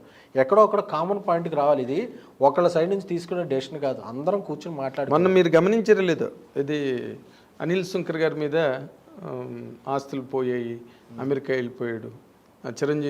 చిరంజీవి హాస్పిటల్లో నిర్మాత అమెరికాలో అని ఒక బ్లడ్ రెడ్ హెడ్డింగ్లు గట్ట వచ్చి వస్తే మళ్ళీ అనిల్ శంకర్ గారు ఆయన మళ్ళీ ట్విట్టర్లో we're happy, we're together forever, నేను చిరంజీవి గారు అని చెప్పి ఆయన మళ్ళీ ట్వీట్ చేశాడు అనిల్ శంకర్ గారు. ఈ కన్ఫ్యూజను లేకపోతే ఈ టర్మాయిల్ అన్నది చాలా దారుణంగా ఫేస్ చేసిన సినిమా ఈ మధ్య రోజుల్లో ఏదైనా ఉంటే బోళశంకర్. దానికి మరి మీరు చిరంజీవి గారి ఇంత wide fan base, world wide, అసలు ప్రపంచవ్యాప్తంగా ఆయనకి అభిమానులు, మీ ఫ్యాన్స్ బేసు అంత, దీని మీద ఏమి మీరు you're unable to do anything అని చెప్పానండి. అది ఫస్ట్ ఫ్యాన్స్ సంఘటితంగా ఉంటే, అంటే ఒక 10 మంది ఏదో రాస్తారు, రాసినప్పుడు మనం దాంట్లో నేను చెప్పింది అందుకే కో ఫ్యాన్గానే అప్పీల్ చేశాను. ఫస్ట్ సినిమా వచ్చిన 3 రోజులు సినిమా మీద కాన్సన్ట్రేట్ చేస్తున్నాం, దాన్ని బతికించుకుందాం, దాని తర్వాత 4 రోజులు సినిమా మాట్లాడు. సో మనం దాన్ని ఎక్కించుకోవద్దని ఫస్ట్ ఫ్యాన్స్ స్ట్రెంగ్త్గా ఉంటే ఇలాంటివి రావు. సో ఆ స్ట్రెంగ్త్ ఉండాలి మన అందరం అని చెప్పి నేను చెప్పాను, ఒక అప్పీల్ చేశాను. ఓకే, ఎందుకంటే అది ఇటువైపు నుంచి కూడా ఉండాలి. వాళ్ళెవరో రాశారు అది నిజమేనా లేకపోతే ఇదే కాదు. వాళ్ళు అప్పటికే చాలామంది ఫ్యాన్స్ చాలా ఫైట్ చేశారు, బట్ సినిమా గురించి దీని గురించి కూడా. సో మనం అనేది స్ట్రాంగ్గా ఉంటే అలాంటి వచ్చినా దాని ఇంపాక్ట్ తగ్గుద్దని. రావని మనం చెప్పలేం, వస్తాయి. వచ్చినప్పుడు మనం స్ట్రాంగ్గా ఉంటే దాని ఇంపాక్ట్ తగ్గుద్ది. ఏదో రామాయణంలో పిడకలు వేటని మనం అసలు ఎక్కడ మొదలయ్యామంటే, ఇప్పుడు సోషల్ మీడియాలో చిరంజీవి గారిని అన్నయ్య మీరు ఇలాంటి సినిమాలు చేయాలన్నయ్య, మీరు అలాంటి సినిమాలు చేయాలన్నయ్య, అసలు మీరు ఎలా చేస్తే బాగుంటుంది అన్నయ్య అని చెప్పి విపరీతంగా సలహాలు సంప్రదింపులు ఎవరికి మా వాళ్ళు కుమ్మరించేస్తున్నారు మీడియాలో. ఇప్పుడు మీరేమో సోషల్ మీడియాలో మీకు ఒక పేజీ, మీకు ఒక లేదండి, నా ఇన్స్టాగ్రామ్, నా ట్విట్టర్, ఏదో మీ గురించి ఎక్కువ మాట్లాడుకుంటారు సోషల్ మీడియాలో. You're more in circulation. మీకు రేంజ్, ఒక ఇమేజ్, మీ మాటలకి తేనె చుక్కలు, పూల రెక్కలు, ఇలాంటి మాటలు అవన్నీ మరుపురాని మాటలన్నీ మాట్లాడతారు. ఫ్యాన్సే, మెగా ఫ్యాన్స్, ప్రభాస్ గారి ఫ్యాన్స్, రవితేజ్ గారి ఫ్యాన్స్, నేను పనిచేసిన హీరోలు వాళ్ళ ఫ్యాన్స్ అంతా నాకు కనెక్ట్ అవుతారు. ఎందుకంటే నేను వాళ్ళ సినిమాలకు పనిచేసినప్పుడు చాలా జెన్యున్ వాళ్ళతో ఒక ఈ సినిమా జరుగుతుంది ఈ అప్డేట్ వాళ్ళతో ఏకమైపోతుంటా. సో అందుకని వాళ్ళు అలా నిలబడి ఇప్పుడు నేను ప్రొడ్యూసర్గా ఉన్నా ఇప్పుడు పవర్ స్టార్ రిలీజ్ ఉన్నాయి అవి ఉందంటే పార్టీకి హెల్ప్ అవుతుందంటే నేను వెళ్ళి చేస్తుంటాను. సో ఎక్కువ మందితో పీపుల్తో కనెక్ట్ ఉంటారు. అలాగే నేను ఎంత జెన్యున్గా ఉంటాను. ఇప్పుడు తారక్ గారి ఫ్యాన్స్, మహేష్ గారి ఫ్యాన్స్ వాళ్ళు కూడా నాకు చాలా కనెక్ట్ అయ్యి యాజ్ అ ఫ్యాన్ అనేవాడికి ఇంకో ఫ్యానే. అరే మనందరం ఒక హీరోకి సెల్ఫ్లెస్ పీపుల్, మనకేం ఆశించేది ఉండదు కాబట్టి మొన్న ఈ సినిమా బిజినెస్ మీద కూడా షో అడుగుతుంటే బేబీ తీసి వేసుకున్నాను. నాకు ఎవరైతున్నా ఫ్యాన్ అన్నప్పుడు ఒక ఎఫెక్షన్ వచ్చేస్తుంది. అదే ఇప్పుడు మీరు ఈ పాయింట్ ఆఫ్ వ్యూలో మీరు చిరంజీవి గారు మీరు అభిమాని, చిరంజీవి గారితో ఇలాంటి సినిమా చేస్తే ఇది ఆల్ టైమ్ గ్రేట్ హిట్ అవుతుంది. ఎందుకంటే మీ కథల మీద ఒక సమగ్రమైన అవగాహన ఉంది, ఆకలింపు ఉంది, పోహలింపు ఉంది, మంచి చమత్కారం ఉంది మీ దగ్గర. దేన్ని ఎట్టించైనా మార్చడం, మార్చడం అన్నీ ఉన్నాయి, ఛాయా మాయా విద్యలు అన్నీ ఉన్నాయి మీ దగ్గర. మీరు అనుకుంటే ఒకవేళ మీరు ఏదైనా ఇన్ యువర్ మూడ్ ఆఫ్ మూడ్స్లో చిరంజీవి గారితో ఎలాంటి సినిమా చేస్తే బాగుంటుందండి మీ అభిమానులందరికీ కోరిక ప్రకారం? నేను ఎలా మొన్న పోస్టర్ చూసి అది నాకు మంచి హిట్ అవుద్దన్న వైబ్ వచ్చింది. మెగా 157 వశిష్ఠ చేస్తున్నా, అది నాకు మంచి వైబ్ వచ్చింది. అంటే చిరంజీవి గారు ఇప్పుడు ఎలాంటి సినిమా చేసినా ఆయన అన్ని జానర్స్ హిట్ కొట్టారు. ఇప్పుడు ఒక క్లాస్ సినిమా హిట్ అయింది, ఒక మాస్ అయింది, ఒక ఎంటర్టైన్మెంట్ ఫ్యాంటసీ సోషల్ ఎలిమెంట్స్ తో తీసిన హిట్ అయింది. ఆయన అన్ని రకాల సినిమాలు ఆకలి అది ఏది తీసినా మనకు ఆయన సలహా, ఆయన మనకేం కావాలో ఆయనకు తెలుసు. సో అది కరెక్ట్గా ఇచ్చేస్తా. ఆయన వచ్చే ఫీడ్బ్యాక్లు తెలుస్తాయి, అన్నీ తెలుస్తాయి. ఆయన మంచిగా ఆయన ఇచ్చేస్తారు. మళ్ళీ నాకు మొన్న పోస్టర్ చూసా మళ్ళీ మా బాస్ ఇంకొక చాలా రోజుల తర్వాత ఫీల్ వచ్చింది.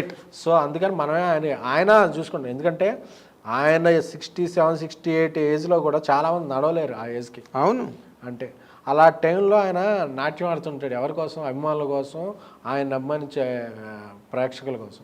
సో ఆయన చూసుకుంటారు, ఓకే నాకు ఇది ఇలా ఇదైందా ఇదని ఆయనకే సెల్ఫ్, ఆయనకేం మనమే సలహాలు ఇచ్చి అనేది ఆయన తెలిసిపోద్ది. అందుకే ఎందుకు బర్త్డే రోజుకే ఒక పోస్టర్ వచ్చింది, అది ఒక వైబ్ వచ్చింది.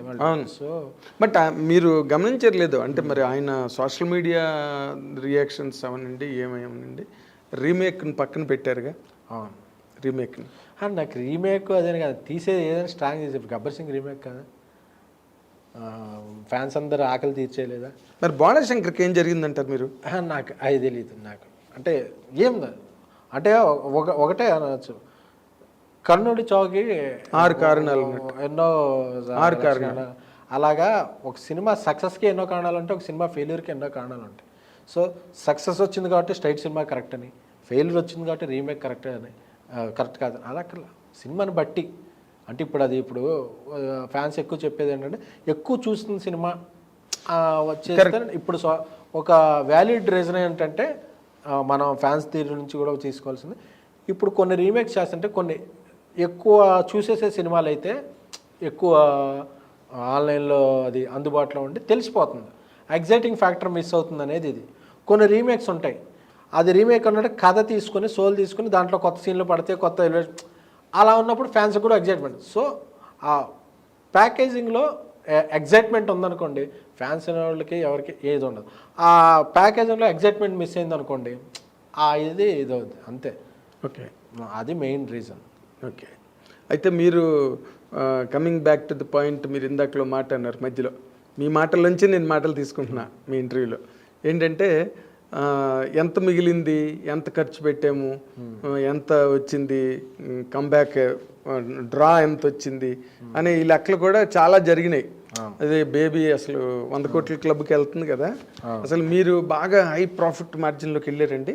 అంటే హై ప్రాఫిట్ అంటే ఈ రేంజ్ సినిమాలో ఇది ఒక పెద్ద హై ప్రాఫిట్. బట్ నాకంటే అది నాకే వచ్చేది, we have partners and of course. But మంచి ప్రొడ్యూసర్ అన్నది యూనిట్, వన్ యూనిట్, దాంట్లో 1 2 3 4 5 ఎంతమందినే ఉంటారు. Very very very much profitable అని ఈ రేంజ్ సినిమాలో బిగ్గెస్ట్ హిట్ ఈ మధ్యకాలంలో. ఈ సీజన్ నాకు తెలిసి ఈ ఇయర్ అనుకోవచ్చు, ఈ డికేడ్ అనుకోవచ్చు, వాట్ ఎవర్ క్లైమేట్. అంటే వాటన్నిటికన్నా మంచి ఎగ్జాంపుల్ ఒకటి ఉంది, అంటే ఐటీ వాళ్ళకి దొరికిపోయినంత హిట్ అండి. ఏదండి? ఐటీ వాళ్ళకి దొరికిపోయిన అన్నీ ఇప్పుడు ఉన్న బెస్ట్ ఎగ్జాంపుల్ ఏంటంటే there is no black money in the transactions, everything is everything is white. చేసింది ఆ నెల 20వ తారీఖులోపు జిఎస్టీ కట్టేయాలి, ఆ నెల 7వ తారీఖులోపు టీడీఎస్లు కట్టేయాలి. So everything under scrutiny. So every white transaction కాబట్టి ఇప్పుడు ఓటీటీ అన్ని వైట్ డీల్సే కదా, check, online transaction. So PAN number మనది ఎప్పుడు ఎంటర్ అయిపోయిందో అప్పుడు అందరికీ తెలిసిపోద్ది. సో అనేది ఇది ఐటీ వాళ్ళకి కాదు ఎవరికైనా సరే తెలిసి. ఇప్పుడు బ్లాక్ ట్రాన్సాక్షన్ అనేది లేదా ఇండస్ట్రీలో? 60-40 అని ఏదో అనేవారు పూర్వం. అసలు ఇప్పుడు అంత ట్రాన్సాక్షన్ అంటే ప్రొడ్యూసర్ని ఎక్కడి నుంచి తీసుకొచ్చిస్తాడు? ఇప్పుడు ఎక్కడి నుంచి ఉన్న వస్తే ఒక తీసుకుని వస్తాడు. ఇప్పుడు అన్ని చెక్కు ఆన్లైన్ ట్రాన్సాక్షన్లు జరుగుతున్నప్పుడు ఎక్కడి నుంచి తీసుకొస్తాడు? అతను ఇంకా ప్రింట్ వేసి ఇవ్వాలి, అవి ఎలాగో చెల్లవు. సో అందుకని చెప్పి everything is white transaction. So అందుకే ఇప్పుడు ఇండస్ట్రీలో ఐటీ జరిగిన వెంటనే అది చూసుకుని వెళ్ళిపోతారు తప్ప పెద్ద ఇది. పైగా ఇండస్ట్రీలో కూడా ఇంత హిట్ అంత హిట్ అని మనం మాట్లాడుకుంటాకే దాంట్లో ప్రొడ్యూసర్ 30% ఉండదు. ఎందుకంటే multiplex rentals are very huge కదా. ఫస్ట్ వీక్లో 50, సెకండ్ వీక్లో 55, థర్డ్ వీక్ 60, ఫోర్త్ వీక్ 65 అలాగా వెళ్ళిపోతుంటాయి. సో వాటి నుంచి మళ్ళీ జిఎస్టీలు, టీడీఎస్లు, ఎంటర్టైన్మెంట్ ట్యాక్స్ ఇవన్నీ పోయిగా ఓ చిన్న కాంపోనెంట్ వస్తే మనకు పెద్ద పెడితే ఇక్కడ వచ్చే నెంబర్ ఇలా ఉంటుంది. ఐటీ వాళ్ళకి కూడా ఇవన్నీ తెలుసు అవన్నీ వీటిలోనే వార్తలేంది, అందుకే అవేర్. అదేలేండి. సో అందుకనే ఇండస్ట్రీ మీద అంతా క్లారిటీ ఉంటుంది. అంటే ఇప్పటికీ సింగిల్ స్క్రీన్ థియేటర్స్కి అంత పెద్ద 15% ఎంతో ఉన్నది. సింగిల్ స్క్రీన్ కూడా లేదు, అలాగే ఇప్పుడు కూడా రెంట్లార్ షేరింగ్ బేస్ మీదే వెళ్తున్నాయి. అవును, అంటే వచ్చిన దాంట్లో వాళ్ళు పర్సెంటేజ్ తీసుకుంటారు, లేదా రెంటల్ అంటే ఏది బెటర్ అలా దీని మీద వెళ్తున్నాయి తప్ప. So rentals became very high ఇంతవరకు ఉన్నట్టు కాదు. ఎందుకంటే వాళ్ళు కూడా రియల్ ఎస్టేట్ అనేది వెరీ కాస్ట్లీ అఫేర్ అయిపోయింది. సినిమా థియేటర్ అంటే ఊళ్ళో ఉండాలి, అది ఒక గోడౌనో ఒక కళ్యాణ మండపం ఒక షాపింగ్ కాంప్లెక్స్ చేస్తే they will get more money. But వాళ్ళు ప్యాషనేట్గా ఎందుకు సినిమాలు ఇది చేస్తున్నారంటే ఆ రెంటల్స్ పెట్టకపోతే వాళ్ళకి వర్కౌట్ అవట్లా. సో ఇదేమి చేయలేని థింగ్. అందుకే కొంతమంది మల్టీప్లెక్స్లు ఏంటంటే మేము పాప్కార్న్ ఇది పెంచేసామని చెప్తారు. అదే నాకు అర్థం కాదు ఏంటంటే సినిమా తీసేది ప్రొడ్యూసర్, డైరెక్టర్. సినిమా ఇండస్ట్రీకి ఆ పాప్కార్న్ సేల్ ఏం సంబంధం ఉండదు. ఆ పాప్కార్న్ సేల్ చూసి కొంతమంది మల్టీప్లెక్స్ రావడం భయపడతారు. సో ఇవన్నీ చాలా పెద్ద టాపిక్స్, పెద్ద డిబేట్స్. పెద్ద సక్సెస్లు తీసిన వాళ్ళు పెద్ద వ్యక్తులు మాట్లాడాలి. అవునండి, అవును. ఇప్పుడు మీకు నార్మల్గా బేబీ ఎన్ని థియేటర్లు అంతా దానికి ఏమైనా రికార్డ్స్ గట్టా అన్నీ క్రియేట్ అయ్యండి? అలానే కదా, అన్ని సినిమాల్లాగే 500 థియేటర్స్ అలా రిలీజ్ అయింది. ఓకే. సో అప్పటికే ఏ సినిమా లేదు కాబట్టి నాకు థియేటర్స్ ప్రాబ్లం కూడా ఏం రాలేదు. సో 2 చెప్పలేదు మీరు ఇప్పుడు, దాంతోనే మనం క్లోజ్ చేస్తున్నాం. మళ్ళీ మీ ఇంటర్వ్యూ మేము చేసినప్పుడైనా దానికి సమాధానం చెప్పాలని అనుకుంటున్నాం. అదేంటంటే నెక్స్ట్ మీరు ఏ జానర్లో చేస్తారో సరిగ్గా చెప్పలే. నెక్స్ట్ యూతే complete love and youth and on commercial film. Okay. అలాగే నెక్స్ట్ ఒకవేళ డేట్లు కనుక వస్తే చిరంజీవి గారితో ఎటువంటి సినిమా చేస్తారనేది ఫస్ట్ టైం మా స్టూడియోలోనే చెప్పండి. ఇందాకే ఒక అరగంట క్రితం మీకు చిరంజీవి గారి దగ్గర నుంచి ఫోన్ వచ్చింది. బాస్ ఫ్యాన్స్ అందరూ కూడా ఆ ఫస్ట్ లుక్ పడగానే ఈ సినిమా మన సినిమా కొడుతున్నాం అని నేను ఆ రోజు కల్ట్ బొమ్మ తీస్తున్నా అలాగా ఎగ్జైట్ అయ్యాను. ఫ్యాన్స్ అందరూ ఫస్ట్ లుక్కి ఎగ్జైట్ అయ్యే సినిమా తీస్తాను. ఫ్యాంటాస్టిక్. ఇది to the much delight of all fan base of the megastar Chiranjeevi all across the world. And మీరు అనుకుంటే చేయగలరు, చేసే సమగ్రత, దక్షత అన్నీ మీలో ఉన్నాయి. కాబట్టి మీరు ఇంకా ఇంతకన్నా కూడా పెద్ద హిట్లు తీసి ఎక్కడో మీ ఊర్లో బయలుదేరినప్పుడు చిరంజీవి గారి దగ్గరికి వెళ్ళిపోతాను అన్న చిరంజీవి గారి దగ్గరికి వెళ్ళిపోయే మీరు సినిమా త్వరలో తీయాలని ఐ డ్రీమ్ కోరుకుంటుంది. అండ్ ఈలోగా మీ ట్రావెల్లో I wish you many more milestones and landmarks in your life. Thank you very much for coming to the interview అండి. ఇది ఈ ఔత్సాహిక స్వాప్నికుడు, సినిమా స్వాప్నికుడు ఎక్కడో ప్రారంభమైన ఆ నడక ఈ రోజున శిఖర స్థాయికి చేరుకుంది. అతి తక్కువ కాలంలో అనతి కాలంలో అగ్రస్థానం అంటారే అదే అనమాట. అవి ఉత్తి మాటలు కావు, అవి 100% గట్టి మాటలని ఇలాంటి వ్యక్తులు అప్పుడప్పుడు సినిమా ఇండస్ట్రీలో నిరూపిస్తుంటారు.